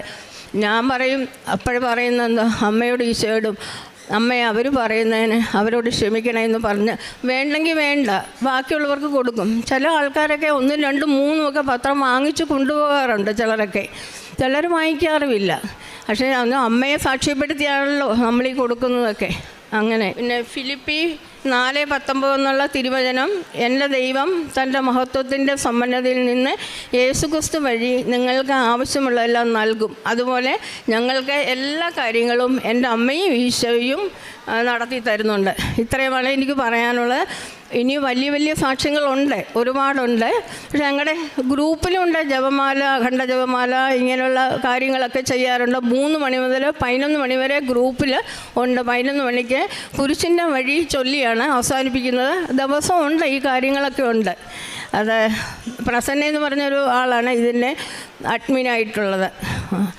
ഞങ്ങളുടെ ഗ്രൂപ്പ് ഇനിയും മുമ്പോട്ട് പോകാൻ അനുഗ്രഹിക്കണമെന്ന് അമ്മയോട് പ്രാർത്ഥിക്കുന്നു. അതുപോലെ ബഹുമാനപ്പെട്ട ജോസഫ് അച്ഛനും ആയുസ്സും ആരോഗ്യം കൊടുത്ത് അനുഗ്രഹിക്കണമെന്ന് പ്രാർത്ഥിക്കുന്നു. അച്ഛന് മാത്രമല്ല, അച്ഛനുമായിട്ട് ഇടപെടുന്ന എല്ലാ ആൾക്കാർക്കും എല്ലാവരെയും അനുഗ്രഹിക്കണമേ, അമ്മയും ഈശോയും കാത്തു സൂക്ഷിക്കണമേ എന്ന് പ്രാർത്ഥിച്ചുകൊണ്ട് നിർത്തുന്നു. അമ്മ എനിക്കും എൻ്റെ കുടുംബത്തിനും ചെയ്തു തന്ന എല്ലാ നന്മകൾക്കും കൃപകൾക്കും കോടാനുകൂടി നന്ദി പറയുന്നു. ഇനിയും ഞാൻ 3 മാസം കഴിയുമ്പം വരും. അപ്പോഴും എനിക്ക് ഒരുപാട് അത്ഭുതങ്ങൾ അമ്മ ചെയ്തു തരാനുണ്ട്. അതൊക്കെ പെൻഡിങ്ങിലാണ്. ചെയ്തു കഴിഞ്ഞ് ഇതെല്ലാം വന്ന് ഞാൻ വലിയ സാക്ഷ്യം പറയുന്നതായിരിക്കും. യേശുവേ നന്ദി, യേശുവേ സ്തുതി, യേശുവേ സ്തോത്രം, യേശുവേ ആരാധന. ഹല്ലേലൂയ, ഹല്ലേലൂയ, ഹല്ലേലൂയ, ആമേൻ.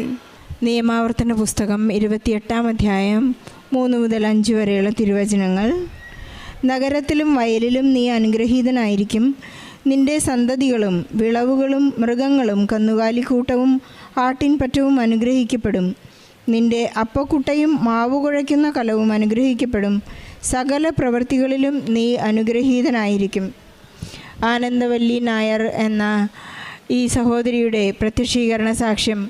ഈശോയെ ഇവരെന്തുമാത്രം സ്നേഹിക്കുന്നു, ഈശോ ഇവരെ എന്തുമാത്രം സ്നേഹിക്കുന്നു, പരിശുദ്ധ അമ്മ എന്തുമാത്രം ഇവരെ കരുതുന്നു എന്നുള്ളതിൻ്റെ ഒരു വലിയ വിശ്വാസ പ്രഖ്യാപനവും വിശ്വാസ ദാർഢ്യവുമുള്ള ഒരു വലിയ സാക്ഷ്യമാണ്.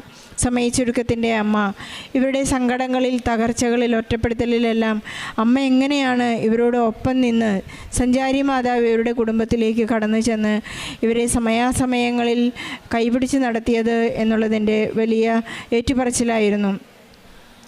താനിവിടെ വന്ന് ഉടമ്പടിയെടുക്കുമ്പോൾ ജീവിത പങ്കാളിയുമായി ഇവിടെ വന്ന് ഉടമ്പടിയെടുത്തു. തിരിച്ചുപോയി അല്പ നാളുകൾക്ക് ശേഷം ഹസ്ബൻഡ് ഇവരിൽ നിന്ന് മരണപ്പെട്ടു പോയി. പക്ഷെ ആ ബിസിനസ് കംപ്ലീറ്റ് തകർന്നു പോയപ്പോൾ പരിശുദ്ധ അമ്മ ഇവരെ കൈപിടിച്ച് നടത്തിയ ഒരു വലിയ സാക്ഷ്യത്തിന് നമുക്ക് ഈശോയ്ക്കും അമ്മയ്ക്കും നന്ദി പറയാം. ബെസ്റ്റ് ബിസിനസ് മാൻ അവാർഡ് ലഭിച്ച വ്യക്തിയാണ് ഇവരുടെ ഹസ്ബൻഡ്. പക്ഷേ ആ ഒരു തകർച്ച, ആ ഒരു വലിയ ഉയരത്തിൽ നിന്ന് ഇവർ താഴ്ചയിലേക്ക് വീണപ്പോൾ ഈശോ എങ്ങനെയാണ് ഈ നായർ കുടുംബത്തെ കൈപിടിച്ച് ഉയർത്തിയതെന്നാണ് ഈ അമ്മ പറഞ്ഞുകൊണ്ടിരുന്നത്. കോവിഡ് കാലത്ത് കമ്പനികളെല്ലാം ഒരുപാട് അടച്ചു. വലിയ ബിഗ് ലോസ് ഇവർക്കുണ്ടായി. സാമ്പത്തിക വളരെയധികം നഷ്ടമുണ്ടായി. പക്ഷെ അതിൽ നിന്ന് പച്ച പിടിച്ച് അത് ഹസ്ബൻഡ് നഷ്ടപ്പെട്ടപ്പോൾ പലരും പൈസ കൊടുക്കാനുണ്ടായിരുന്നവരെല്ലാം തിരിച്ചു നൽകാതെയായി. ഇവരെ കാണുമ്പോൾ അവർ കഥ കടയ്ക്കാൻ തുടങ്ങി, കളിയാക്കാൻ തുടങ്ങി, അവരെ അറിയാത്തതുപോലെ പെരുമാറാൻ തുടങ്ങി. അവിടെയെല്ലാം പരിശുദ്ധ അമ്മയുടെ സാന്നിധ്യം, ഉടമ്പടി നേർച്ച വസ്തുക്കൾ കൊണ്ട് ഈ അമ്മ അവരെ ഒറ്റയ്ക്ക് നേരിടാൻ ചെന്നപ്പോൾ അവർ ചെക്കുകൾ എഴുതി കൊടുക്കാൻ തുടങ്ങി, അവർക്ക് പൈസകൾ തിരിച്ചു കൊടുക്കാൻ തുടങ്ങി. അവർ ഉടമ്പടിയിൽ മെച്ചപ്പെടാൻ തുടങ്ങിയതോടെ, ഉടമ്പടി പ്രാർത്ഥനകൾ, ഉടമ്പടി പ്രഖ്യാപനങ്ങൾ അവർ ചെയ്യാൻ തുടങ്ങിയതോടെ അവരുടെ ബിസിനസ് വീണ്ടും വീണ്ടും ഉയർന്ന് അവർ പഴയ രീതിയിലേക്ക് എത്തിത്തുടങ്ങി. നമുക്കറിയാവുന്നതുപോലെ നമ്മുടെ പിടിയിൽ ഒതുങ്ങാത്ത കാര്യങ്ങൾ, നമ്മുടെ യോഗ്യതയിൽ ഒതുങ്ങാത്ത കാര്യങ്ങൾ, നമ്മുടെ യോഗ്യത 0 ആകുമ്പോഴാണ് ഈശോയുടെ കൃപ നമ്മിൽ വർഷിക്കുന്നത്, ഈശോയുടെ കൃപ വർക്ക് ചെയ്യുന്നത് എന്നാണ് ആനന്ദവല്ലി ഇവിടെ ഏറ്റു പറയുന്നത്.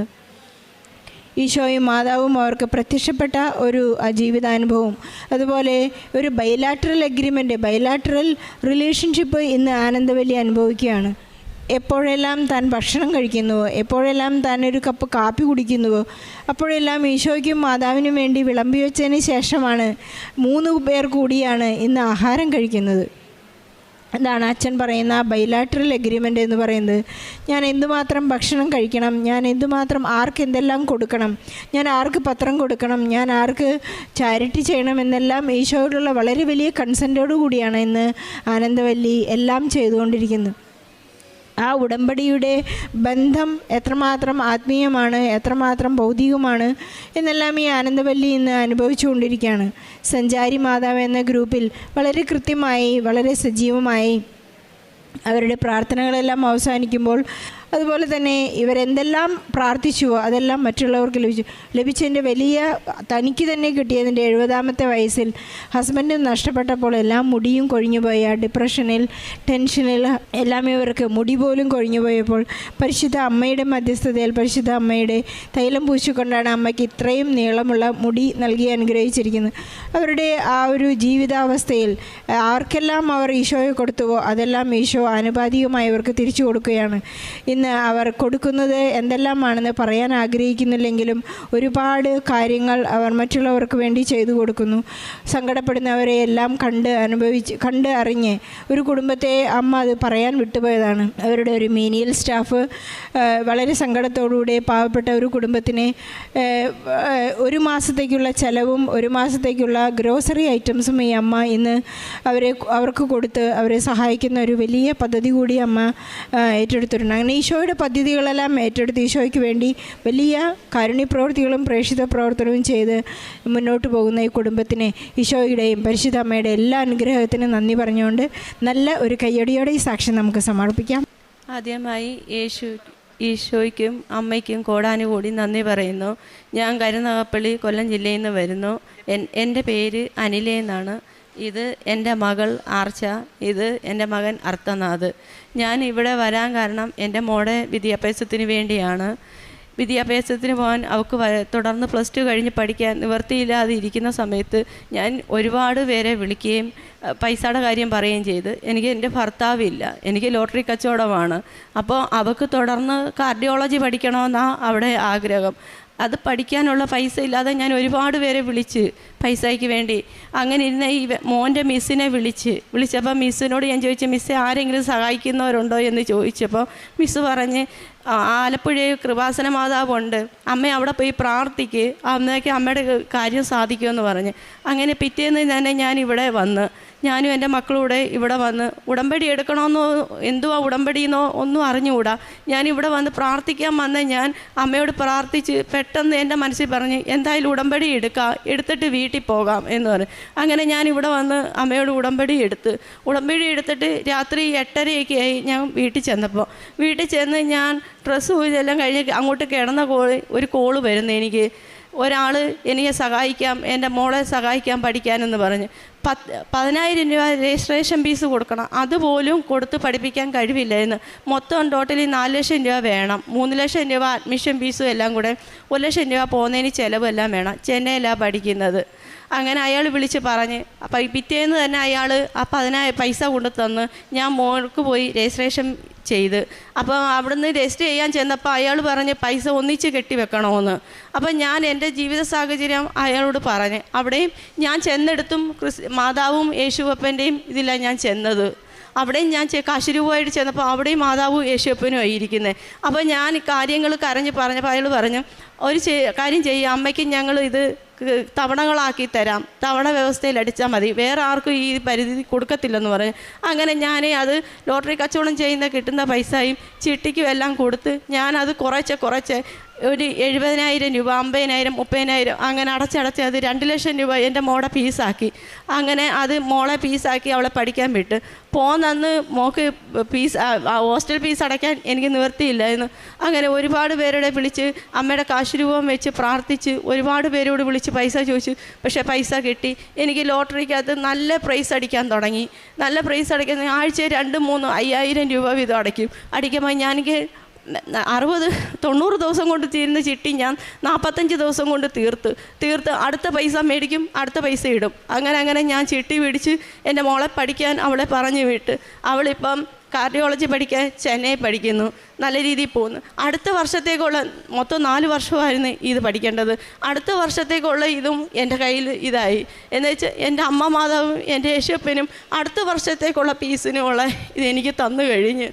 എനിക്ക് എൻ്റെ മോളെ പഠിക്കാൻ ഞാനിവിടെ വന്ന് പ്രാർത്ഥിച്ചത് എനിക്ക് ഇതിന് കഴിവില്ലമ്മ, എന്നെ പഠിപ്പിക്കാൻ എനിക്ക് കഴിവില്ല, എൻ്റെ കുഞ്ഞിൻ്റെ മുന്നിൽ എനിക്ക് ചെറുതായി പോയി, ഞാൻ അവളെ പഠിപ്പിച്ചില്ലെന്നും പറഞ്ഞ് ഞാൻ എൻ്റെ അമ്മയെ ഏൽപ്പിക്കുന്നു.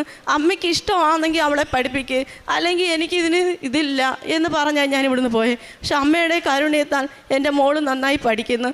അടുത്ത വർഷത്തേക്കുള്ള ഫീസും റെഡിയായി.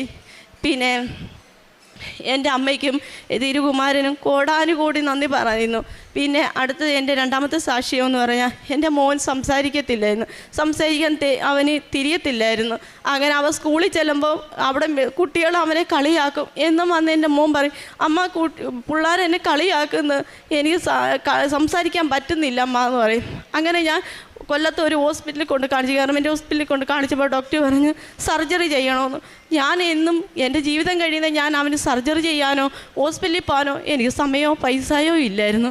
അങ്ങനെ ഞാൻ ഇവിടെ വന്ന് അമ്മയോട് നിയോഗം വെച്ച് പ്രാർത്ഥിച്ച് എൻ്റെ മോൻ ഇപ്പം നന്നായി സംസാരിക്കുന്നുണ്ട്. ഓപ്പറേഷനൊന്നും വേണ്ടി വന്നില്ല. എൻ്റെ മോൻ നല്ല രീതിയിൽ സംസാരിക്കുകയും എല്ലാം ചെയ്യുന്നുണ്ട്. എൻ്റെ അമ്മയുടെയും യേശുപ്പൻ്റെയും കാരുണ്യത്താൽ എനിക്ക് ഏറ്റവും വലിയ ഭാഗ്യം തന്നെ അതാണ്. പിന്നെ 3-മതായി ഞാൻ നിയോഗം വെക്കാത്തയാണ്. എനിക്ക് അൾസറിൻ്റെ അസുഖം ഉണ്ടായിരുന്നു. ലോട്ടറി കച്ചവടം ചെയ്യാൻ പോകുമ്പോൾ ആഹാരം ഞാൻ കഴിക്കാറില്ലായിരുന്നു. അങ്ങനെ എനിക്ക് അൾസർ വന്ന് ഡോക്ടർ പറഞ്ഞു, ഡോക്ടർ 3-4 ഹോസ്പിറ്റലിൽ ചെന്നപ്പോൾ ഡോക്ടർ പറഞ്ഞ് ഓപ്പറേഷൻ എന്തെങ്കിലും ചെയ്യണം, അല്ല അമ്മ ഇത് മരണകാലം വരെ ഗുളിക കഴിക്കണമെന്ന്. പക്ഷേ ഞാൻ എൻ്റെ ഇവിടുത്തെ ഉപ്പും തൈലവും വെച്ച് വയറ്റിൽ തൊട്ടും എന്നും രാവിലെ വൈകിട്ടും പ്രാർത്ഥിക്കുമായിരുന്നു. ഇന്ന് വരെ എനിക്ക് വയറുവേദന വന്നിട്ടില്ല. ഇതാണ് എൻ്റെ 3-മത്തെ അമ്മയുടെ അനുഗ്രഹം കൊണ്ട് നേടിയത്.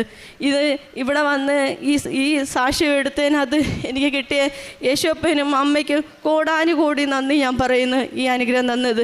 പിന്നെ ഞാൻ പത്രം ഞാൻ ലോട്ടറി കച്ചവടം ചെയ്യുന്ന എൻ്റെ അടുത്ത് വരുന്ന എല്ലാ ആൾക്കാരോടും ഞാൻ ഈ പത്രം കൊടുത്തിട്ട് അമ്മയുടെ ഇവിടുത്തെ മഹത്വം ഞാൻ വാഴ്ത്തും.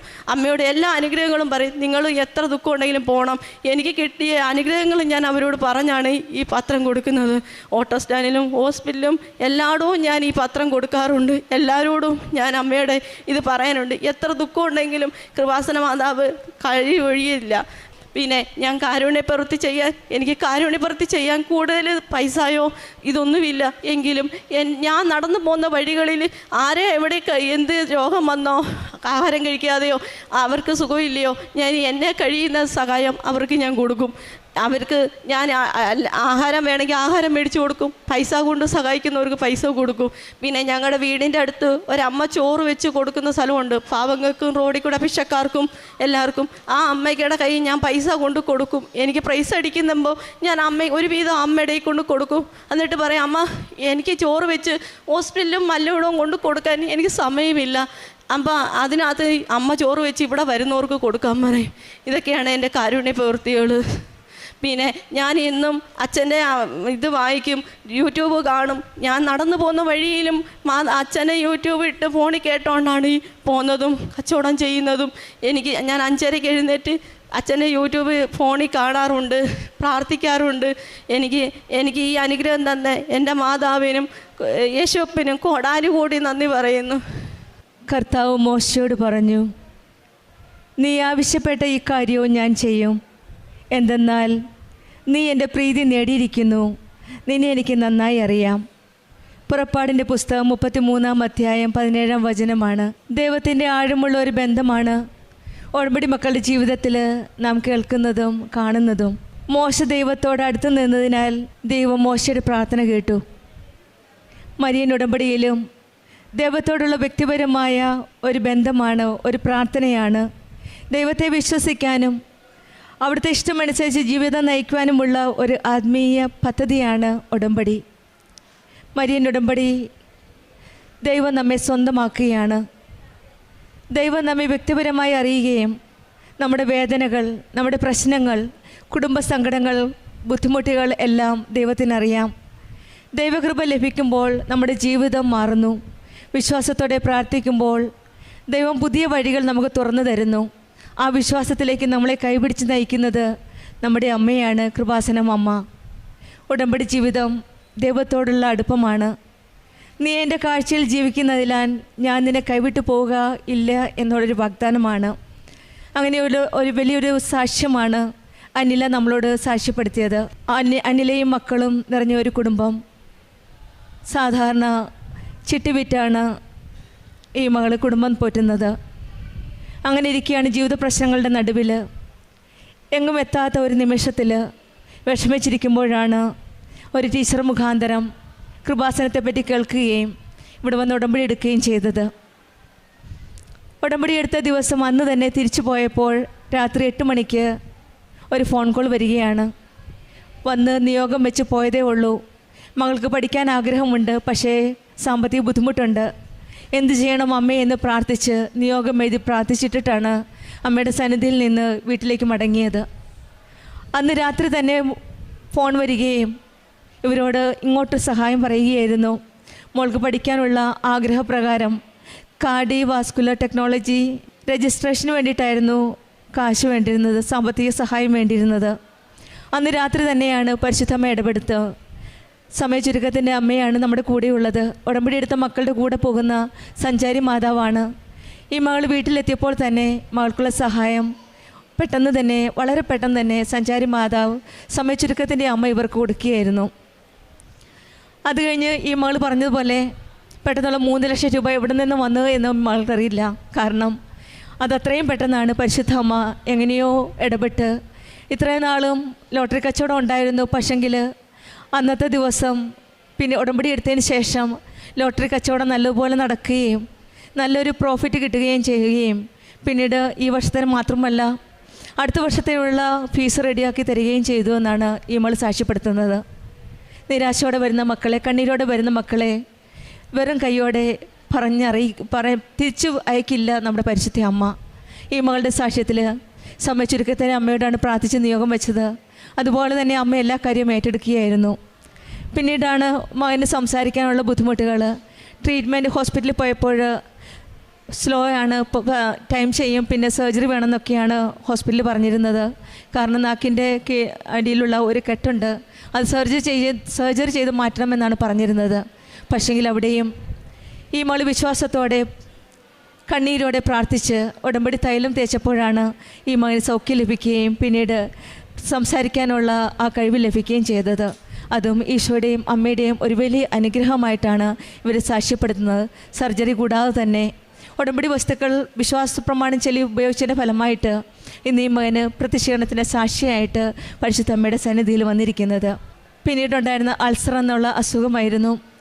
6 മാസത്തോളം മരുന്ന് കഴിച്ചു. പിന്നീട് അതും ഉടമ്പടി വസ്തുക്കൾ ഉപയോഗിച്ചതിൻ്റെ ഫലമായിട്ട് തന്നെയാണ് ഈ മകൾക്ക് ആരുമില്ല എന്നുള്ള പ്രാർത്ഥനയും അമ്മ കേട്ടു. അങ്ങനെയാണ് കാനായിലെ കല്യാണത്തിന് പരിശുദ്ധ അമ്മ ഈശോയോട് പറഞ്ഞതുപോലെ തന്നെ അവർക്ക് വീഞ്ഞില്ല എന്ന് പറഞ്ഞ പോലെ ഇവർക്ക് ആരുമില്ല, ഇവരെ സഹായിക്കണമെന്നാണ് പരിശുദ്ധ അമ്മ ഈശോയോട് പറഞ്ഞത്. അതിന് പ്രകാരമാണ് ഈ മക്കൾക്ക് രോഗസൗഖ്യവും മകൾക്ക് പഠിക്കുവാനുള്ള എല്ലാ കാര്യവും സൗകര്യങ്ങളും കരുതിക്കൂട്ടി ഈശോയും അമ്മയും ചെയ്തു കൊടുത്തത്. പിന്നീട് മാതാവിൻ്റെ ഇടപെടൽ സുഗന്ധാഭിഷേകത്തിൽ കൂടെ ലഭിച്ചു എന്നാണ് മകൾ സാക്ഷ്യപ്പെടുത്തിയത്. കാരുണ്യ പ്രവൃത്തികളായിട്ട് ഒരു ദിവസം ലോട്ടറി കച്ചവടത്തിന് പോയില്ലെങ്കിൽ ആ വീട് പുലർത്താനാവില്ല. അതുകൊണ്ട് ഈ മകൾക്ക് കിട്ടാവുന്ന ഒരു തുച്ഛമായ വരുമാനത്തിൽ നിന്ന് അടുത്തുള്ള ഒരു ചേച്ചിക്ക് കൊടുത്ത് ആ ചേച്ചിയുടെ കൂടെ മറ്റ് കാരുണ്യ പ്രവൃത്തികളില്ലാത്തവർക്ക് കൊടുക്കുകയും മറ്റുള്ളവരെ സഹായിക്കുകയും ചെയ്യുമായിരുന്നാണ് ഈ മകൾ സാക്ഷ്യപ്പെടുത്തിയത്. നമ്മളുടെ ജീവിതത്തിലും ആവശ്യപ്പെട്ട കാര്യങ്ങൾ ചെയ്യുന്ന ഒരു ദൈവമാണ് നമ്മുടെ കൂടെ ഉള്ളത്. പക്ഷെങ്കിൽ പ്രീതി നേടിയവരായിരിക്കണം. എന്തെന്നാൽ കർത്താവ് മോശയോട് പറഞ്ഞത്, നീ ആവശ്യപ്പെട്ട കാര്യവും ഞാൻ ചെയ്യും, എന്തെന്നാൽ നീ എൻ്റെ പ്രീതി നേടിയിരിക്കുന്നു, നിന്നെ എനിക്ക് നന്നായി അറിയാമെന്നാണ്. ഉടമ്പടി മക്കൾ, നമ്മളൊരു കാര്യം മാത്രമാണ് ഈശോ ആവശ്യപ്പെടുന്നത്, ദൈവത്തിന് പ്രീതി നേടാവുന്ന മക്കളായി ജീവിക്കുവാനും വിശ്വസ്തയോടെ, വിശ്വാസത്തോടെ, ആത്മാർത്ഥതയോടെ ഉടമ്പടി ജീവിതം മുന്നോട്ട് നയിക്കുവാനുമാണ് ഈശോ അമ്മയെ നമ്മിൽ നിന്ന് ആഗ്രഹിക്കുന്നത്. നമുക്ക് നമ്മുടെ ഉടമ്പടി ജീവിതം കൂടുതൽ തീഷ്ണതയോടെ നയിക്കുവാൻ ദൈവം നമ്മെ അനുഗ്രഹിക്കട്ടെ എന്ന് പ്രാർത്ഥിക്കുകയും വിശ്വാസത്തോടെയുള്ള പ്രാർത്ഥനയോടെയുള്ള ഉടമ്പടി ജീവിതം കൂടുതൽ തീഷ്ണതയോടെ നമുക്ക് മുന്നോട്ട് നയിക്കാൻ നമുക്ക് ശ്രമിക്കാം. പരിശുദ്ധ അമ്മയുടെ കരങ്ങൾ പിടിച്ച് ഈശോയുടെയും അമ്മയും നൽകിയ അനുഗ്രഹങ്ങളെ ഓർത്ത് നമുക്ക് നന്ദി പറയാം. അനിലേക്കും കുടുംബത്തിനും ലഭിച്ച ഈ അനുഗ്രഹങ്ങൾക്ക് നമുക്ക് കരയിൽ വന്ന് സാക്ഷ്യം പറയാൻ എന്നെ അനുഗ്രഹിച്ച അമ്മ മാതാവിനും ഈശോയ്ക്കും ആദ്യമേ നന്ദി പറയുന്നു. എൻ്റെ പേര് സജിനി, ഞാൻ വയനാട്ടിൽ നിന്നാണ് വരുന്നത്. ഞാൻ ആദ്യമായി ഇവിടെ ഉടമ്പടി എടുത്തത് 2023 സെപ്റ്റംബർ മാസത്തിലാണ്. ഞാൻ എൻ്റെ അനിയത്തിയാണ് ആദ്യമായി ഇവിടെ ഉടമ്പടി എടുത്തത്. അവൾ വന്നിട്ട് എനിക്കൊരു പത്രം കൊണ്ടു തന്നു. അപ്പം ഞാൻ ഹിന്ദു ആയതുകൊണ്ട്, അവൾ ഹിന്ദുവാണ്, അപ്പം ഞാൻ പറഞ്ഞു ഞാനൊരു ഹിന്ദുവാണ്, എനിക്കിതിലൊന്നും വിശ്വാസമല്ലായിരുന്നു, ഞാൻ പത്രം ഒഴിവാക്കി, ഞാൻ വാങ്ങിയില്ല. അത് കഴിഞ്ഞ് എൻ്റെ ചേച്ചി ഇത് കട്ട് കഴിഞ്ഞപ്പോൾ ചേച്ചി പറഞ്ഞു നമുക്കൊന്ന് കൃപാസനത്തിൽ പോയി നോക്കാറുണ്ട്, എന്നെ വിളിച്ചു. അല്ല ഞാൻ ചേച്ചീൻ്റെ കൂടെ ഇവിടെ കൂട്ടിന് വന്നതാണ്. അപ്പോൾ എല്ലാവരും മേലെ ക്ലാസ് നടക്കുമ്പോൾ ഞാനും അവിടെ ഇരുന്നു. പത്രം ഉടമ്പടി പത്രിക തന്നപ്പോൾ ഞാനും എന്തൊക്കെയോ എഴുതി വെച്ചു. അപ്പോൾ ഞങ്ങൾക്കൊരു കേസ് ഉണ്ടായിരുന്നു. അപ്പോൾ ആ കേസ് ഞാൻ അതിനകത്ത് എഴുതി, വേറൊന്നും ഞാൻ എഴുതിയില്ല, അത് മാത്രം എഴുതി. ഞാൻ വീട്ടിൽ പോയി പ്രാർത്ഥിക്കുകയൊക്കെ ചെയ്യുമായിരുന്നു. അങ്ങനെ കേസ് വിളിച്ചപ്പോഴൊന്നും നമുക്ക് അനുകൂലമായിട്ട് ഇതൊന്നും കിട്ടിയില്ലായിരുന്നു. TLSAയിലായിരുന്നു പരാതി ഉണ്ടായിരുന്നത്. അങ്ങനെ ലാസ്റ്റ് സെറ്റിൽമെൻറ്റിന് വേണ്ടി അവർ വിളിച്ചപ്പം ഞങ്ങൾ കേസിന് പോകാമെന്ന് എഴുതിയിട്ടാണ് പോയത്. അപ്പോൾ പോകുമ്പോൾ ഞാൻ പ്രാർത്ഥിച്ചിട്ട് പോയി, തൈലവും ഉപ്പും കയ്യിൽ വെച്ചിട്ട് ഞാൻ പോയി. ഞാൻ അവിടെ ചെന്ന് കഴിഞ്ഞിട്ട് ഞാൻ പ്രാർത്ഥിച്ചു, ഞാൻ അമ്മേ മാതാവേ അമ്മ ഉണ്ടാവണേ എൻ്റെ കൂടെ എന്ന് പ്രാർത്ഥിച്ചു. അതുവരെ ചെല്ലുമ്പോഴൊക്കെ വേറെ ആൾക്കാരുണ്ടാകല്, ആണുങ്ങളായിരുന്നു ജഡ്ജായിട്ടൊക്കെ ഉണ്ടായിരുന്നത്. അപ്പം ഞാൻ ഈ ലാസ്റ്റ് പോയി കഴിഞ്ഞപ്പം അവിടെ ഒരു സ്ത്രീ ആയിരുന്നു ജഡ്ജായിട്ടുണ്ടായിരുന്നത്. അപ്പം അത് ഞാൻ അവിടെ ഉപ്പിട്ടിട്ട് ഞാൻ പ്രാർത്ഥിച്ചു, മാതാവേ ഇത് ഞങ്ങൾ പറയണ പോലെ ഞങ്ങൾക്ക് അനുകൂലമായിട്ട് വിധി വരണേന്ന് പറഞ്ഞപ്പോൾ ഞാൻ പറഞ്ഞതുപോലെ തന്നെ മാതാവ് ഞങ്ങളൊരു 10 മാസത്തെ കാലാവധിയായിരുന്നു ചോദിച്ചിട്ടുണ്ടായിരുന്നത്. അപ്പോൾ ആ 10 മാസത്തെ കാലാവധി തന്ന് മതിൽ കെട്ടാൻ വേണ്ടിയിട്ട് ഞങ്ങൾക്ക് അമ്മ മാതാവ് അനുഗ്രഹം തന്നു. അതാണ് എൻ്റെ ഒന്നാമത്തെ സാക്ഷ്യം. പക്ഷേ ഈ ഉടമ്പടി എടുത്താലും ഞാൻ പിന്നീട് ഉടമ്പടി കണ്ടിന്യൂ ചെയ്തില്ല, ഞാൻ ഉടമ്പടി ഉഴപ്പിക്കളഞ്ഞു. ഞാൻ പറഞ്ഞു എനിക്ക് കുഴപ്പമൊന്നുമില്ല, 90 ദിവസമല്ലേ ഉടമ്പടി കാലാവധി, അത് ഞാൻ പൂർത്തിയാക്കി, ഇനി ഞാൻ കണ്ടിന്യൂ ചെയ്യണില്ല പറഞ്ഞിട്ടിരുന്നു. 2025 ആയപ്പോൾ ഞങ്ങൾക്ക് ഒരുപാട് സാമ്പത്തിക ബുദ്ധിമുട്ട് വന്നു. ഞങ്ങൾ ലോൺ എടുത്തിട്ടായിരുന്നു വീടൊക്കെ ഉണ്ടാക്കിയിട്ടുണ്ടായിരുന്നത്. അപ്പം ഞങ്ങൾക്ക് പെട്ടെന്ന് ലോണൊന്നും അടയ്ക്കാൻ പറ്റാണ്ടായി. അങ്ങനെ ഭയങ്കര ജപ്തിൻ്റെ നടപടിയിലേക്ക് എത്തുമെന്ന് പറഞ്ഞു. അപ്പോൾ ഞങ്ങൾക്ക് വേറെ മാർഗ്ഗമൊന്നുമില്ല. അപ്പോൾ ഞാൻ ഭയങ്കരമായിട്ട് കരഞ്ഞ് പ്രാർത്ഥിക്കുമായിരുന്നു. ഞാൻ വിശ്വസിക്കുന്ന എൻ്റെ ദൈവത്തിൽ ഞാൻ കരഞ്ഞ് പ്രാർത്ഥിക്കുമായിരുന്നു. പക്ഷേ എനിക്ക് എവിടെ നിന്ന് ഒന്നും ആയില്ല. ഒരു ദിവസം ഞാനിങ്ങനെ യൂട്യൂബ് എടുത്തുകൊണ്ടിരുന്നപ്പം പിന്നെ പെട്ടെന്ന് കൃപാസനത്തിൻ്റെ ഒരു ക്ലാസ് കേട്ടു. അപ്പോൾ എൻ്റെ വിശ്വാസക്കുറവാണ് അതിനകത്ത് മുഴുവൻ എനിക്ക് ക്ലാസ്സായിട്ട് കേട്ടത്. അപ്പോൾ അതൊരു മാതാവിൻ്റെ നിയോഗം പോലെ എന്നെ ഇങ്ങോട്ട് വിളിക്കണ പോലെ എനിക്ക് തോന്നി. അങ്ങനെ ഞാനിവിടെ വന്നു ഉടമ്പടി രണ്ടാമത് പുതുക്കി. 2026 ജനുവരി 7 ഞാൻ ഉടമ്പടി പുതുക്കിയപ്പോൾ ഞാൻ നിയോഗം വെച്ചത്, മാതാവ് ഞങ്ങൾക്കൊരു സ്ഥലം ഉണ്ടായിരുന്നു, അപ്പോൾ അതൊന്ന് കച്ചവടമായി കഴിഞ്ഞാൽ ഞങ്ങളുടെ പ്രശ്നങ്ങളൊക്കെ ജപ്തിയൊക്കെ ഒഴിവാക്കാൻ പറ്റും, അപ്പോൾ അതൊന്ന് കച്ചവടമാക്കി തരണേ മാതാവെന്ന് ഞാൻ പ്രാർത്ഥിച്ചു. അച്ഛനെ കാണാമെന്ന് എഴുതിയിട്ടാണ് വന്നത്. ഇവിടെ വന്നപ്പോൾ അച്ഛനില്ലായിരുന്നു, വ്യാഴാഴ്ചയായിരുന്നു. അപ്പോൾ അച്ഛനുണ്ടായില്ല. അപ്പോൾ ഞാൻ എൻ്റെ ഡോക്യുമെൻറ്റ് ഞാനിവിടെ മാതാവിൻ്റെ മുന്നിൽ വെച്ച് പ്രാർത്ഥിച്ചിട്ട് ഞാൻ പോയി. ഞാൻ പറഞ്ഞു അടുത്ത ഫെബ്രുവരി 8 ആകുമ്പോഴത്തേക്കും എൻ്റെ സ്ഥലത്തിന് എന്തെങ്കിലും ഒരു കച്ചവടമായി കിട്ടണേ മാതാവെന്ന് പ്രാർത്ഥിച്ചിട്ട് പോയി. അങ്ങനെ ഞാൻ ഇവിടെ നിന്ന് കിട്ടിയ തൈലവും ഉപ്പും ഞങ്ങളെ സ്ഥലത്തിൻ്റെ 4 കോർണറിലും ഞാൻ വിശ്വാസപ്രമാണം ചൊല്ലിയിട്ട് വെതറി. അമ്മ എനിക്കൊരു ചെറിയ കാശ് രൂപ എൻ്റെ വീട്ടിൽ നിന്ന് എൻ്റെ അമ്മ എനിക്കിടണം തന്നിരുന്നു. അമ്മ പറഞ്ഞു ഇതവിടെ കൊണ്ട് കുഴിച്ച് വെച്ചാൽ മതി, കച്ചവടം റെഡിയാവും എന്ന് പറഞ്ഞു. അങ്ങനെ ഞാൻ അതുപോലെ ചെയ്തു. ഞാൻ വീട്ടിൽ വന്ന് 7 ദിവസം കഴിഞ്ഞപ്പോഴത്തേക്കും ബ്രോക്കർമാർ, ഞാൻ പറഞ്ഞു ഇനി ഞാനൊരു ബ്രോക്കറെ ഞാൻ പോയി കാണില്ല മാതാവേ, അമ്മ തന്നെ എനിക്കിത് കച്ചവടമാക്കി തരണേ പറഞ്ഞു. എൻ്റെ കഴിവ് കൊണ്ട് ഇനി ഒന്നും നടക്കില്ല. ഒരുപാട് പേരെ ഞാൻ കണ്ട് സംസാരിച്ചായിരുന്നു. പക്ഷേ നമ്മൾ പറയുന്ന വിലയിലോ ഒന്നും നടക്കുന്നില്ല. എല്ലാവർക്കും വെറുതെ കിട്ടുന്ന സ്ഥലം. ഞങ്ങൾ പറയുന്നതിൻ്റെ ഒരു അംശം പോലും, ഒരു 7 അയലത്ത് പോലും വരുന്ന ടീമുകളൊന്നും വില പറയില്ലായിരുന്നു. അപ്പോൾ ഞാൻ പറഞ്ഞു, ഞങ്ങളെയും കൊണ്ട് ഇനി ഒന്നും നടക്കില്ല, അമ്മ വിചാരിച്ച് എനിക്കത് കച്ചവടമാക്കി തരാൻ പറ്റുമെന്ന് പറഞ്ഞു. അങ്ങനെ 7 ദിവസത്തിൻ്റെ ഉള്ളിൽ ഞങ്ങൾ പറഞ്ഞ വിലയ്ക്ക് ഇങ്ങോട്ട് വന്നിട്ട് കച്ചവടം ഉറപ്പിച്ചു. 90 ദിവസം എൻ്റെ ഉടമ്പടി കാലാവധി പൂർത്തിയാവുന്നതിന് മുന്നേ തന്നെ എഗ്രിമെൻ്റ് എഴുതിയായിരുന്നു. 3 മാസത്തെ കാലാവധിക്ക് എഗ്രിമെൻ്റ് എഴുതിയ 20 ദിവസം കൊണ്ട് തന്നെ അത് രജിസ്ട്രേഷൻ നടന്നു. ഇന്ന് ഞങ്ങളുടെ ആ പ്രശ്നങ്ങളൊക്കെ അമ്മ മാതാവ് എനിക്ക് തീർത്ത് തന്നു. ഇതുകൂടാതെ എനിക്ക് തൈറോയിഡ് ഉണ്ടായിരുന്നു. ഞാൻ 2 വർഷമായിട്ട് ടാബ്ലറ്റ് എടുത്തുകൊണ്ടിരിക്കുന്ന ആളാണ്. അപ്പം ഈ തൈറോയിഡിന് ഇങ്ങനെ ടാബ്ലറ്റൊക്കെ കഴിക്കുമ്പോൾ കുറേ സൈഡ് എഫക്റ്റ് ഒക്കെ ഉണ്ടാവുന്ന എല്ലാവരും എന്നോട് പറഞ്ഞു. അപ്പോൾ എനിക്ക് പേടിയായിരുന്നു. അപ്പോൾ ഞാൻ ഉടമ്പടി എടുത്തപ്പോൾ ഞാൻ മാതാവിനോട് പറഞ്ഞു, മാതാവ് ഇനി ഞാൻ ഗുളിക കഴിക്കില്ല, എനിക്ക് അമ്മ ഇത് മാറ്റി തരണേ പറഞ്ഞു. അപ്പോൾ ഞാൻ എന്നും പ്രാർത്ഥിക്കുമ്പം തൈലം ഞാൻ എൻ്റെ തൊണ്ടയിൽ ഇവിടെ കുരിശ് വരച്ച് ഞാൻ പ്രാർത്ഥിക്കുമായിരുന്നു. അങ്ങനെ കഴിഞ്ഞ ആഴ്ച ഞാൻ ടെസ്റ്റ് ചെയ്തപ്പം എനിക്ക് ഇതുവരെ എനിക്കൊരു 7 താഴേക്ക് ഇതുവരെ TSH വന്നിട്ടില്ലായിരുന്നു. കഴിഞ്ഞ ആഴ്ച ടെസ്റ്റ് ചെയ്തപ്പോൾ എനിക്ക് 4 ആയിരുന്നു എൻ്റെ തൈറോയിഡിൻ്റെ റിസൾട്ട് വന്നത്. അതും എനിക്ക് അമ്മ മാതാവ് തന്ന അനുഗ്രഹങ്ങളാണ്.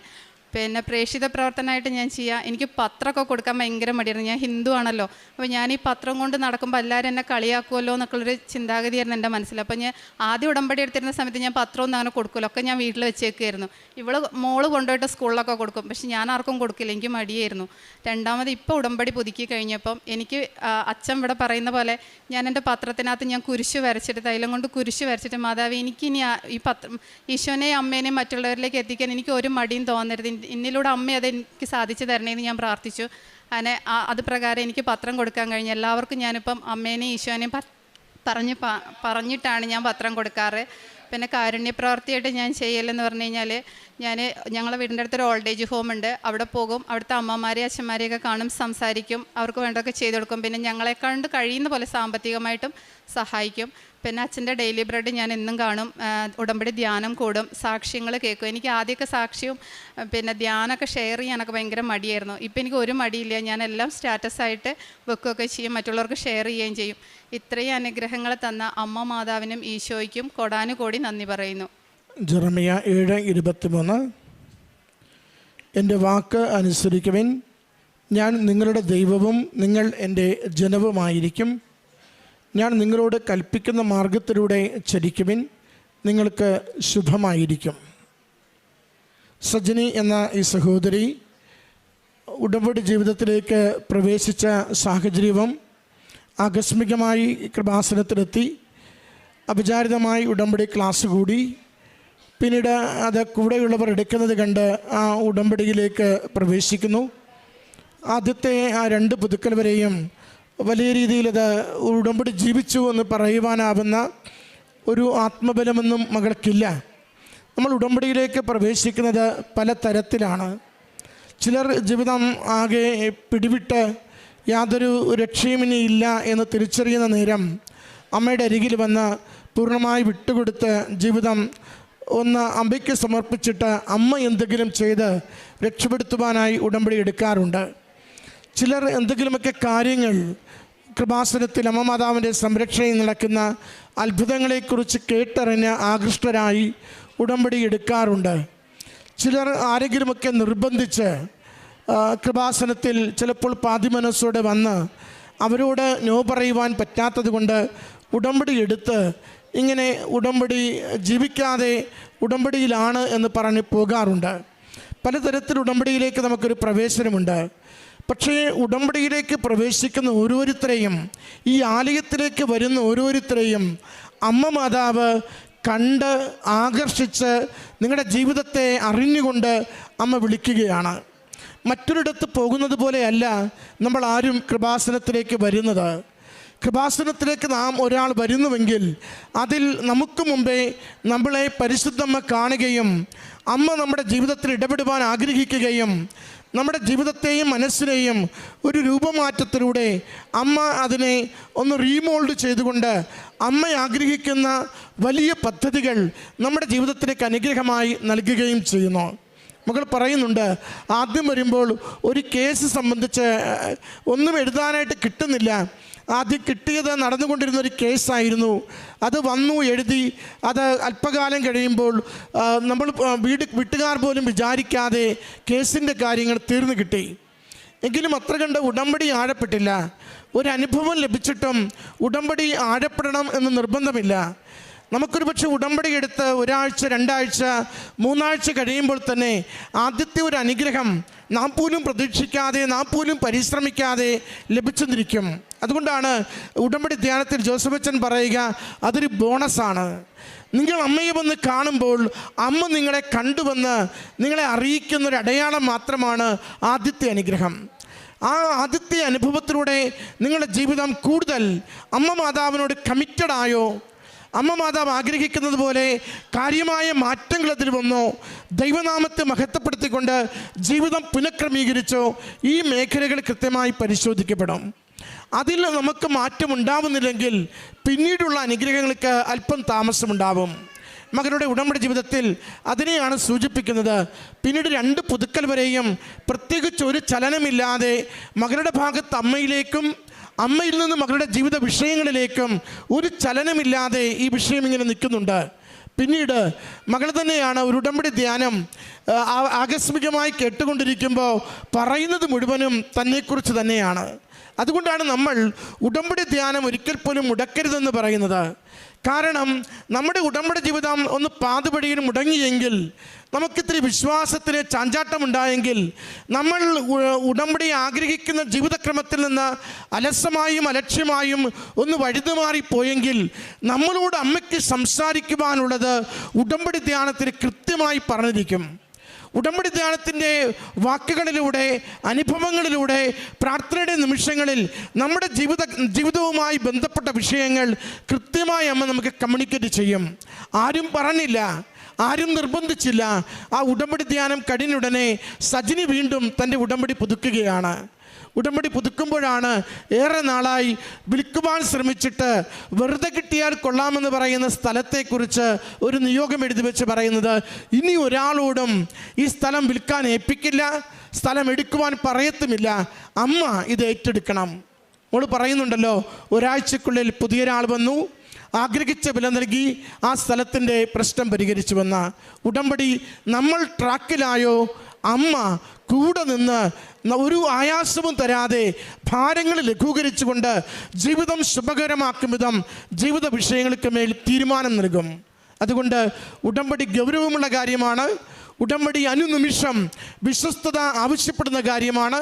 ഉടമ്പടിയിൽ നമ്മൾ എങ്ങനെയോ അതിനും 10 മടങ്ങ്, 100 മടങ്ങ്, 1000 മടങ്ങ് അമ്മയുടെ സംരക്ഷണവും സഹായവും നിരന്തരം നൽകിക്കൊണ്ട് നമ്മുടെ ഉടമ്പടിയെ അമ്മ കയ്യൊപ്പ് ചാർത്തി അനുഗ്രഹിച്ചു കൊണ്ടിരിക്കും. അതുകൊണ്ട് ഉടമ്പടിയിൽ കൂടുതൽ വിശ്വസ്തരാകാം. ഉടമ്പടി നമ്മളെ നയിച്ചു കൊണ്ടിരിക്കും. ഈ മകൾക്കിൽ വെച്ച എല്ലാ അനുഗ്രഹങ്ങൾക്കും അമ്മ മാതാവിനും തിരുക്കുമാരനും നന്ദി പറഞ്ഞു. രാജി, ഞാൻ കുന്നിക്കോട് നിന്ന് വരുന്ന. എനിക്ക് ഇവിടെ നിന്ന് കിട്ടിയ അനുഗ്രഹം എന്ന് പറഞ്ഞാൽ, ഞാൻ ഭയങ്കര വഴക്കാളിയായിരുന്നു. ആരെയും തൊട്ട കൈക്ക് അടിക്കും. എൻ്റെ വീട്ടിൽ എന്ത് കുറ്റങ്ങൾ ചെയ്താലും, ഞങ്ങൾ ചെയ്തില്ലെങ്കിലും ആര് വന്നാലും ഞാൻ അവരെ ഉപദ്രവിക്കും. ഞാനിവിടെ വന്ന് 25/9/2025 ഉടമ്പടി എടുത്തത്. ഉടമ്പടി എടുത്തതിന് ശേഷം ഞാൻ അതെല്ലാം നിർത്തിവെച്ചു. ഞാൻ ആരെയും ഉപദ്രവിക്കത്തില്ല, എൻ്റെ വീട്ടിലുള്ളവരെ ഉപദ്രവിക്കും. ഏത് ഉദ്യോഗസ്ഥരെയായാലും ഞാൻ ഒന്നും നോക്കത്തില്ല. ഞാൻ തെറ്റ് ചെയ്തിട്ടില്ല, അവരെ ഉപദ്രവിച്ചിട്ടുണ്ട്. അവരോട് ഏത് രീതിയിൽ ഞാൻ നീതികേടായി പെരുമാറിയിട്ടുണ്ട്. എൻ്റെ ഭാഗത്താ തെറ്റ് ശരിയെങ്കിൽ ഞാൻ അവരോട് നല്ല രീതിയിൽ കയർത്ത് അവരെ ഉപദ്രവിച്ചിട്ടുണ്ട്. അതിൽ നിന്ന് എല്ലാവരോടും ഞാൻ കയർത്ത് സംസാരിച്ചിട്ടുണ്ട്. എൻ്റെ അമ്മ മാതാവ് എനിക്ക് അതിൽ നിന്ന് ആത്മീയമായി വളരുവാൻ എനിക്ക് അതേകാര്യം ശക്തിയും കരുത്തുള്ള മകളായി അവരോട് നേരിടാനുള്ള ശക്തി തന്ന് എൻ്റെ അമ്മ മാതാവ് യേശുപ്പയെ എന്നെ അനുഗ്രഹിച്ചു. അതുപോലെ തന്നെ ഞാൻ 7ാം ക്ലാസ് പഠിക്കുമ്പോൾ മുതൽ ഞാൻ എൻ്റെ യേശുപ്പയെ അറിഞ്ഞ മകളാണ്. ഞാനൊരു ഹൈന്ദവ വിശ്വാസിയാണ്. ഇന്ന് എന്ത് ചോദിച്ചാലും എൻ്റെ അമ്മ മാതാവ് യേശുപ്പയെ എനിക്ക് തന്നിട്ടുണ്ട്.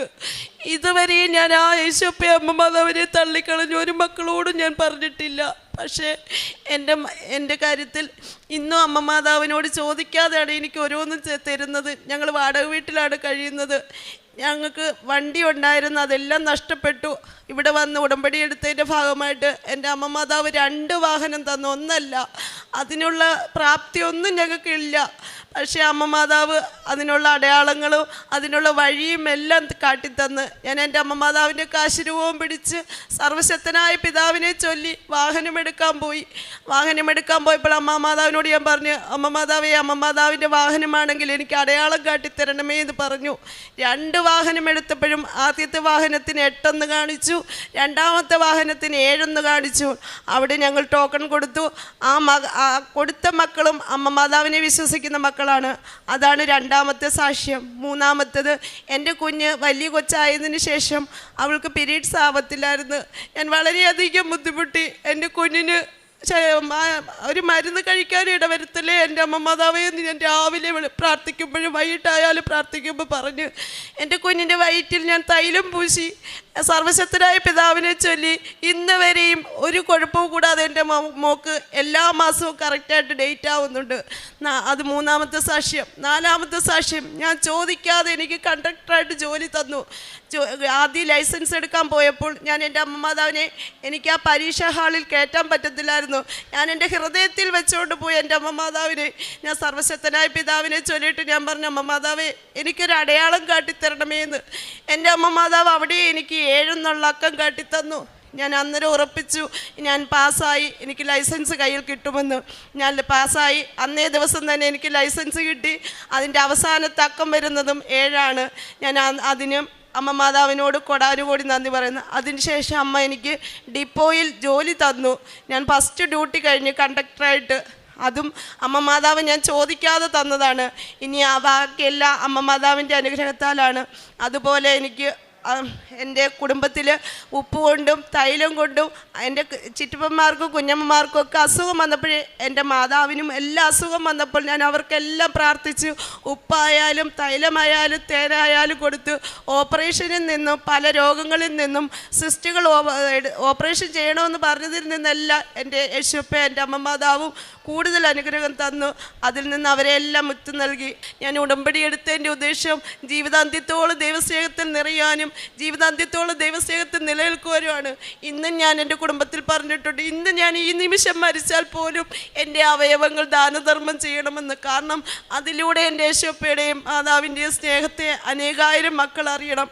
നാം ഈ ലോകത്തിലേക്ക് വരുമ്പോൾ ഒന്നും കൊണ്ടല്ല വരുന്നത്, നമ്മൾ ഇവിടെ നിന്ന് പോകുമ്പോഴും ഒന്നും കൊണ്ടല്ല പോകുന്നത്. എല്ലാം എൻ്റെ യേശുപ്പനും അമ്മ മാതാവ് തന്ന അനുഗ്രഹങ്ങളാണ്. അതുപോലെ എനിക്ക് ഒത്തിരി അടയാളങ്ങൾ എൻ്റെ അമ്മച്ചി തന്നിട്ടുണ്ട്. ഞാൻ കണ്ടക്ടർ ലൈസൻസ് എടുക്കാൻ പോകുന്നതിൻ്റെ അന്ന് രാത്രി എനിക്കൊന്നും അറിയത്തില്ല. ഞാൻ അമ്മ മാതാവിനോട് പറഞ്ഞു, അമ്മ മാതാവേ, എൻ്റെ കൃപയാലല്ല, എൻ്റെ കഴിവാലല്ല, എൻ്റെ അമ്മ മാതാവിൻ്റെ അനുഗ്രഹത്താൽ വേണം എനിക്ക് കിട്ടുക. എനിക്കൊരു യോഗ്യതയില്ല. അന്ന് രാത്രി ഞാൻ കിടന്നുറങ്ങുമ്പോൾ 1 മണിയായപ്പോൾ എൻ്റെ അമ്മ മാതാവ് എൻ്റെ അടുത്ത് വന്ന് പറയുന്നു, യേശുപ്പൻ പറയുന്നു, മകളെ രാജി എണീക്ക്, നിനക്ക് ഇതാ പിടിക്കുക, ലൈസൻസ് കയ്യിൽ പിടിക്കുമെന്ന് പറഞ്ഞു. ഞാൻ എണീറ്റ് നോക്കിയപ്പോൾ കൃത്യം 1 മണിയായതേ ഉള്ളൂ. പിറ്റേ ദിവസമാണ് എക്സാം. ഞാൻ എൻ്റെ അമ്മ മാതാവിനെ ഹൃദയത്തിൽ കൊണ്ടുപോയി. എനിക്കത് കിട്ടി.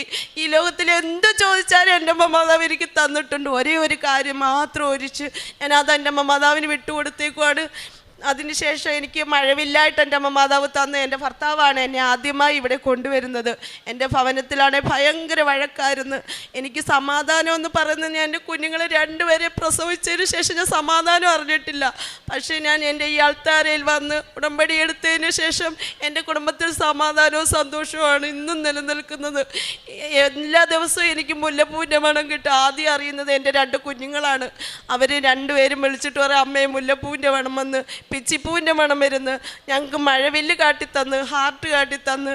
അതേപോലെ ഒത്തിരി അനുഗ്രഹങ്ങൾ ഇനി ഞാൻ പറയാതെ പോയിട്ടുണ്ടെങ്കിൽ, എന്തെങ്കിലും അനുഗ്രഹങ്ങൾ പറയാതെ പോയിട്ടുണ്ടെങ്കിൽ എൻ്റെ അമ്മ മാതാവിന് യേശുപ്പയ്ക്ക് കോടാനുകോടി നന്ദി. പിന്നെ ഞാൻ ആത്മീയമായി ഒത്തിരി വളർന്ന് ഞാൻ ഇപ്പോൾ നല്ല എല്ലാ മക്കളെയും സ്നേഹിക്കുവാനും ആരെന്നെ അടിച്ചാലും ഞാൻ ഒരു കാരണവും കൂടെ കാണിച്ചു കൊടുക്കത്തേ ഉള്ളൂ. ഞാൻ ഇന്നും ആരെയും അടിക്കത്തില്ല. ഇനി അമ്മ മാതാവ് എനിക്കിട്ട് ആയുസ് എടുക്കുന്നത് വരെ ഞാൻ ആരെയും ഉപദ്രവിക്കത്തില്ല. പക്ഷേ നേരിടാനുള്ള കരുത്ത് ശക്തിയും എന്ത് പറയണം, എങ്ങനെ നേരിടണം എന്ന് എൻ്റെ അമ്മ മാതാവ് എന്നെ പഠിപ്പിച്ചു. അതിന് കോടാനുകൂടി നന്ദി. അതുപോലെ തന്നെ ഞാൻ എൻ്റെ പത്രം ഞാൻ ഉപയോഗിച്ചത് ഇവിടെ നിന്ന് ആദ്യമായിട്ട് എനിക്ക് 15 പത്രമേ കിട്ടിയുള്ളൂ. അന്ന് ഞാൻ വരുമ്പോൾ എൻ്റെ കയ്യിൽ വെറും 500 രൂപയേ ഉള്ളൂ. 1 രൂപ പോലും എനിക്ക് കൂടുതലില്ല. ഞാൻ വിഷമിച്ചാണ് ഈ അൾത്താരയിൽ കയറി വന്നത്. എൻ്റെ കണ്ണിൽ നിന്ന് ചോരയാണോ വെള്ളമാണോ എന്തുവാ വരുന്നതെന്ന് എനിക്ക് അറിയത്തില്ല. ഞാനിവിടെ വന്നിട്ട് ഈ അമ്മ മാതാവിനോട് പറഞ്ഞു, അമ്മ മാതാവേ, ഞാൻ എന്താണ് ചെയ്യേണ്ടത്? ഇവിടെ എത്ര രൂപയാവും? എന്ത് ചെയ്യും? ഇതുകൊണ്ട് ഞാൻ എങ്ങനെ പോവും എന്ന് ഞാൻ സങ്കടത്തോടെ ഞാൻ വന്നു. പക്ഷേ എൻ്റെ അമ്മ മാതാവ് വെറും 250 രൂപ എനിക്ക് ചിലവായുള്ളൂ ഇവിടെ. അതിൽ നിന്ന് 15 പത്രം എനിക്ക് കിട്ടി. ആ പത്രത്തിൽ ഞാൻ എൻ്റെ കുടുംബത്തിൽ എല്ലാ വീട്ടുകളിലും കൊടുത്തു. എല്ലാ വീട്ടുകളിലും കലഹങ്ങളും എല്ലാ വഴക്കുമുള്ള കുടുംബങ്ങളാണ്. പക്ഷേ എന്നാലും ഞാൻ എൻ്റെ അമ്മ മാതാവിൻ്റെ എല്ലാ സാധനങ്ങളും എല്ലാ വീടുകളിലും എത്തിച്ചു.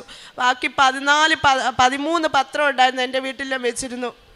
എൻ്റെ കുഞ്ഞിൻ്റെ സമയത്ത് എൻ്റെ യൂട്രസ് റിമൂവ് ചെയ്ത് അന്നേ ദിവസം ഞാൻ അവർക്ക് 2 പേർക്ക് ഞാൻ 2 അല്ല 4, 5 പേർക്ക് ഞാൻ പൈസ സഹായമായി ചെയ്തു. പക്ഷേ അവരെന്നെ കളിപ്പിച്ച് എവിടാന്ന് എനിക്കറിയത്തില്ല. അവർ പോയി. അതിലൊരു വ്യക്തിയുടെ കീഴാറ്റിങ്ങൽ എന്ന് മാത്രം എനിക്കറിയാം, സ്ഥലം മാത്രം എനിക്കറിയാം. ഒരടയാളമോ ഒന്നും എനിക്ക് പറഞ്ഞു തന്നിട്ടില്ല. ഞാൻ അന്ന് രാവിലെ എൻ്റെ മോളെയും കൊണ്ട് ആ പത്രം കയ്യിൽ പിടിച്ച് ഞാൻ രാവിലെ ഇറങ്ങി. കൃത്യം 7 മണിയായപ്പോൾ ഞാൻ ഇറങ്ങി.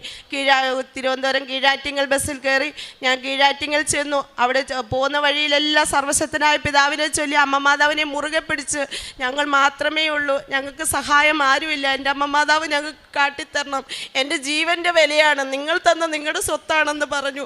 ഞാൻ പോയ വഴിക്കെല്ലാം എല്ലാവർക്കും കൊടുത്തു. അവസാനം ആ വീടിൻ്റെ മുമ്പിൽ എൻ്റെ അമ്മ മാതാവ് എന്നെ എത്തിച്ചു. ഇന്ന് ഈ നിമിഷം വരെ ആ മനുഷ്യൻ എൻ്റെ അടുത്ത് പറഞ്ഞേക്കുന്നത് 2 വർഷം കഴിഞ്ഞ് എല്ലാവർക്കും ഞാൻ കൊടുത്തിട്ട് എല്ലാവരും പറയുന്നത് ഇന്ന് തരാം, നാളെ തരാം, ഇന്ന് തരാം. പക്ഷേ ഞാൻ ഇവിടെ വന്ന് ഉടമ്പടി എടുത്തതിൻ്റെ ഭാഗമായി എൻ്റെ ഭവനത്തിൽ അതിനെക്കുറിച്ച് ചൊല്ലി എന്നും വഴക്കായിരുന്നു. ഒരു ദിവസം മുടങ്ങാതെ ഞങ്ങൾ തമ്മിൽ കലഹമായിരുന്നു. ഞാൻ ആത്മഹത്യയുടെ വക്കി പലവട്ടവും ഞാൻ പോയിട്ടുണ്ട്. പക്ഷേ എൻ്റെ അമ്മമാത് അവിടെ നിന്ന് എന്നെ തിരിച്ച് ഇന്നും നിലനിൽപ്പോടുകൂടി എനിക്കൊരു ജോലിയും തന്ന്, ഞാൻ ചോദിക്കാതെ ഒരു ജോലിയും തന്ന് എന്നെ നിലനിർത്തി. പിന്നെ ഞാൻ കാരുണ്യ പ്രവൃത്തികൾ ചെയ്തത് എൻ്റെ അടുത്തുള്ള അനാഥാലയത്തിൽ ഗാന്ധി ഭവനിൽ പോയി. അവിടെ പോയി എന്നെ കൊണ്ട് ഒക്കുന്ന രീതിയിൽ ഡ്രസ്സായാലും പൈസ ആയാലും ഞാൻ കൊടുത്ത്, ഞാനും എൻ്റെ അമ്മയും എൻ്റെ മകളും എൻ്റെ അമ്മയുമാണ് ഇവിടെ നിൽക്കുന്നത്, ഞങ്ങളെല്ലാം കൂടെ പോയി കൊടുത്ത്. പിന്നെ എന്നെ കൊണ്ട് ഒക്കുന്ന രീതിയിൽ എല്ലാ മാസവും ഞാൻ പൊതിച്ചോറ് ഹോസ്പിറ്റലുകളിൽ കൊടുക്കും. അതിൻ്റെ കൂടെ ഞാൻ ചെയ്യുന്നതെന്ന് വെച്ച് കഴിഞ്ഞാൽ എൻ്റെ കയ്യിൽ പത്രമില്ല കൊടുക്കാനെ കൊണ്ട്. എന്നിട്ട് ഞാൻ പറയും, എൻ്റെ അപ്പായെക്കുറിച്ചും അമ്മയെക്കുറിച്ചും കൂടുതൽ പേര് അറിയണം. ഞാൻ ഇവിടുത്തെ അഡ്രസ്സും ഫോൺ നമ്പരും സർവശക്തനായ പിതാവിനെ എഴുതി ഒരു പേപ്പറിൽ എഴുതും. ഞാനും എൻ്റെ കുഞ്ഞുങ്ങളും കൂടെ കുറച്ച് പേപ്പറിൽ എഴുതി വെക്കും. എന്നിട്ട് ഓരോ പൊതിച്ചോറിലും അത് ഞങ്ങൾ വെക്കും.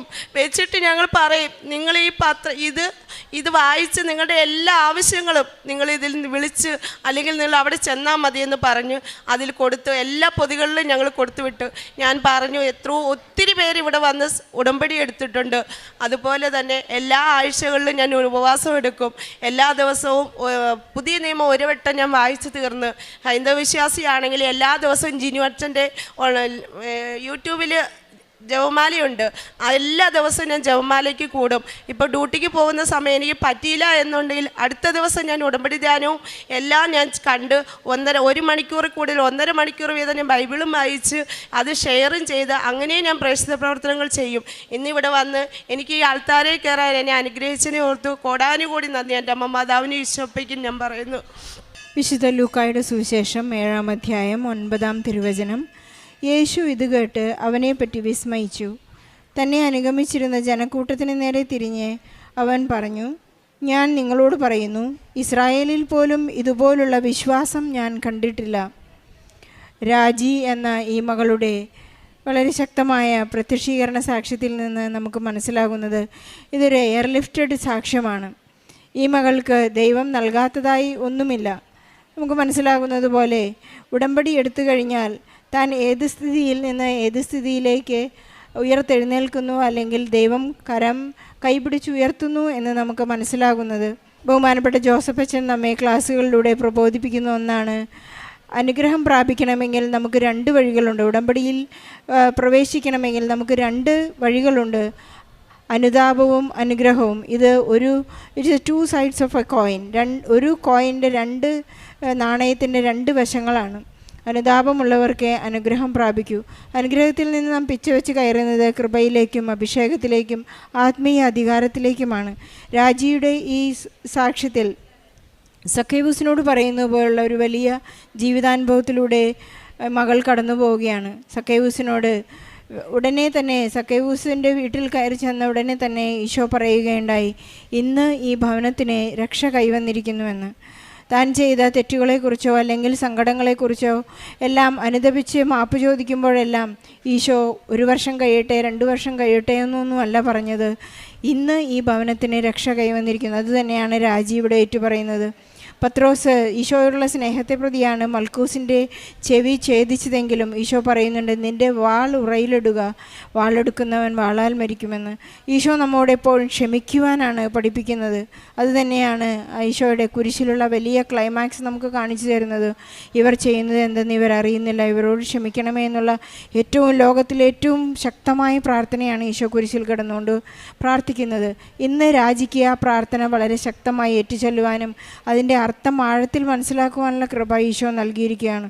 അങ്ങനെ ഒരു കൃപയിലേക്ക് എത്തിക്കഴിഞ്ഞപ്പോഴാണ് അച്ചിട്ടതുപോലെ അല്ലെങ്കിൽ പെട്രോൾ കത്തുന്നത് പോലെ തൻ്റെ ജീവിതത്തിൽ എല്ലാ പ്രശ്നങ്ങൾക്കും ഉത്തരവും മറ്റുള്ളവരോട് ക്ഷമിക്കാനും സ്നേഹത്തിൽ ജീവിക്കുവാനും കലഹങ്ങളിൽ നിന്ന് ഒഴിഞ്ഞു നിൽക്കാനും ജീവിത പങ്കാളിയോടും മക്കളോടുമെല്ലാം വളരെ സ്നേഹത്തോടെ പെരുമാറുവാനുള്ള വലിയ കൃപ നൽകിയിരിക്കുന്നത്. ഇന്ന് ഈ മകൾക്ക് KSRTC ലൈസൻസ് ലഭിച്ച് ഒരു കണ്ടക്ടറായി ജോലി ചെയ്യാനുള്ള കൃപയും അതുപോലെ തന്നെ എല്ലാ അടയാളങ്ങളും പരിശുദ്ധ അമ്മ കാണിച്ചു കൊടുക്കുന്നുണ്ടായിരുന്നു. ലൈസൻസ് എടുക്കുമ്പോൾ അതിൽ 7 എന്ന അക്കം അമ്മ കാണിച്ചു കൊടുത്തു. അതുപോലെ തന്നെ മകളുടെ വാഹനങ്ങൾ 2 ആംബുലൻസ് പുതിയതായി എടുക്കാനുള്ള കൃപ അവർക്ക് ലഭിച്ചു. അതെല്ലാം പരിശുദ്ധ അമ്മ നൽകുന്നതാണോ, പരിശുദ്ധ അമ്മയുടെ മധ്യസ്ഥതയിലൂടെയാണോ ഈശോ നൽകുന്നതെന്നുള്ള കൃത്യമായ അടയാളങ്ങളിലൂടെ ഈ നമ്പറുകൾ പരിശുദ്ധ അമ്മ അവർക്ക് കാണിച്ചു കൊടുക്കുമായിരുന്നു.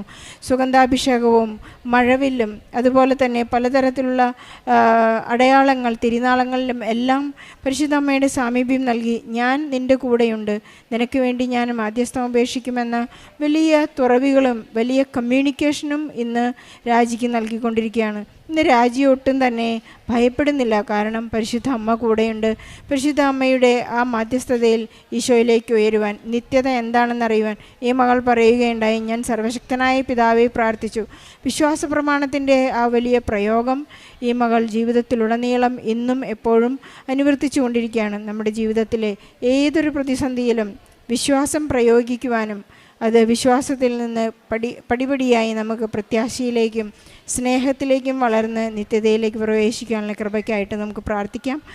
ഈശോ രാജിയുടെ കുടുംബത്തിന് ലഭിച്ച എല്ലാ അനുഗ്രഹങ്ങൾക്കും പ്രാപിച്ചു കൊടുത്ത എല്ലാ അനുഗ്രഹങ്ങൾക്കും ഈശോയ്ക്കും പരിശുദ്ധ അമ്മയ്ക്കും നന്ദി പറഞ്ഞു.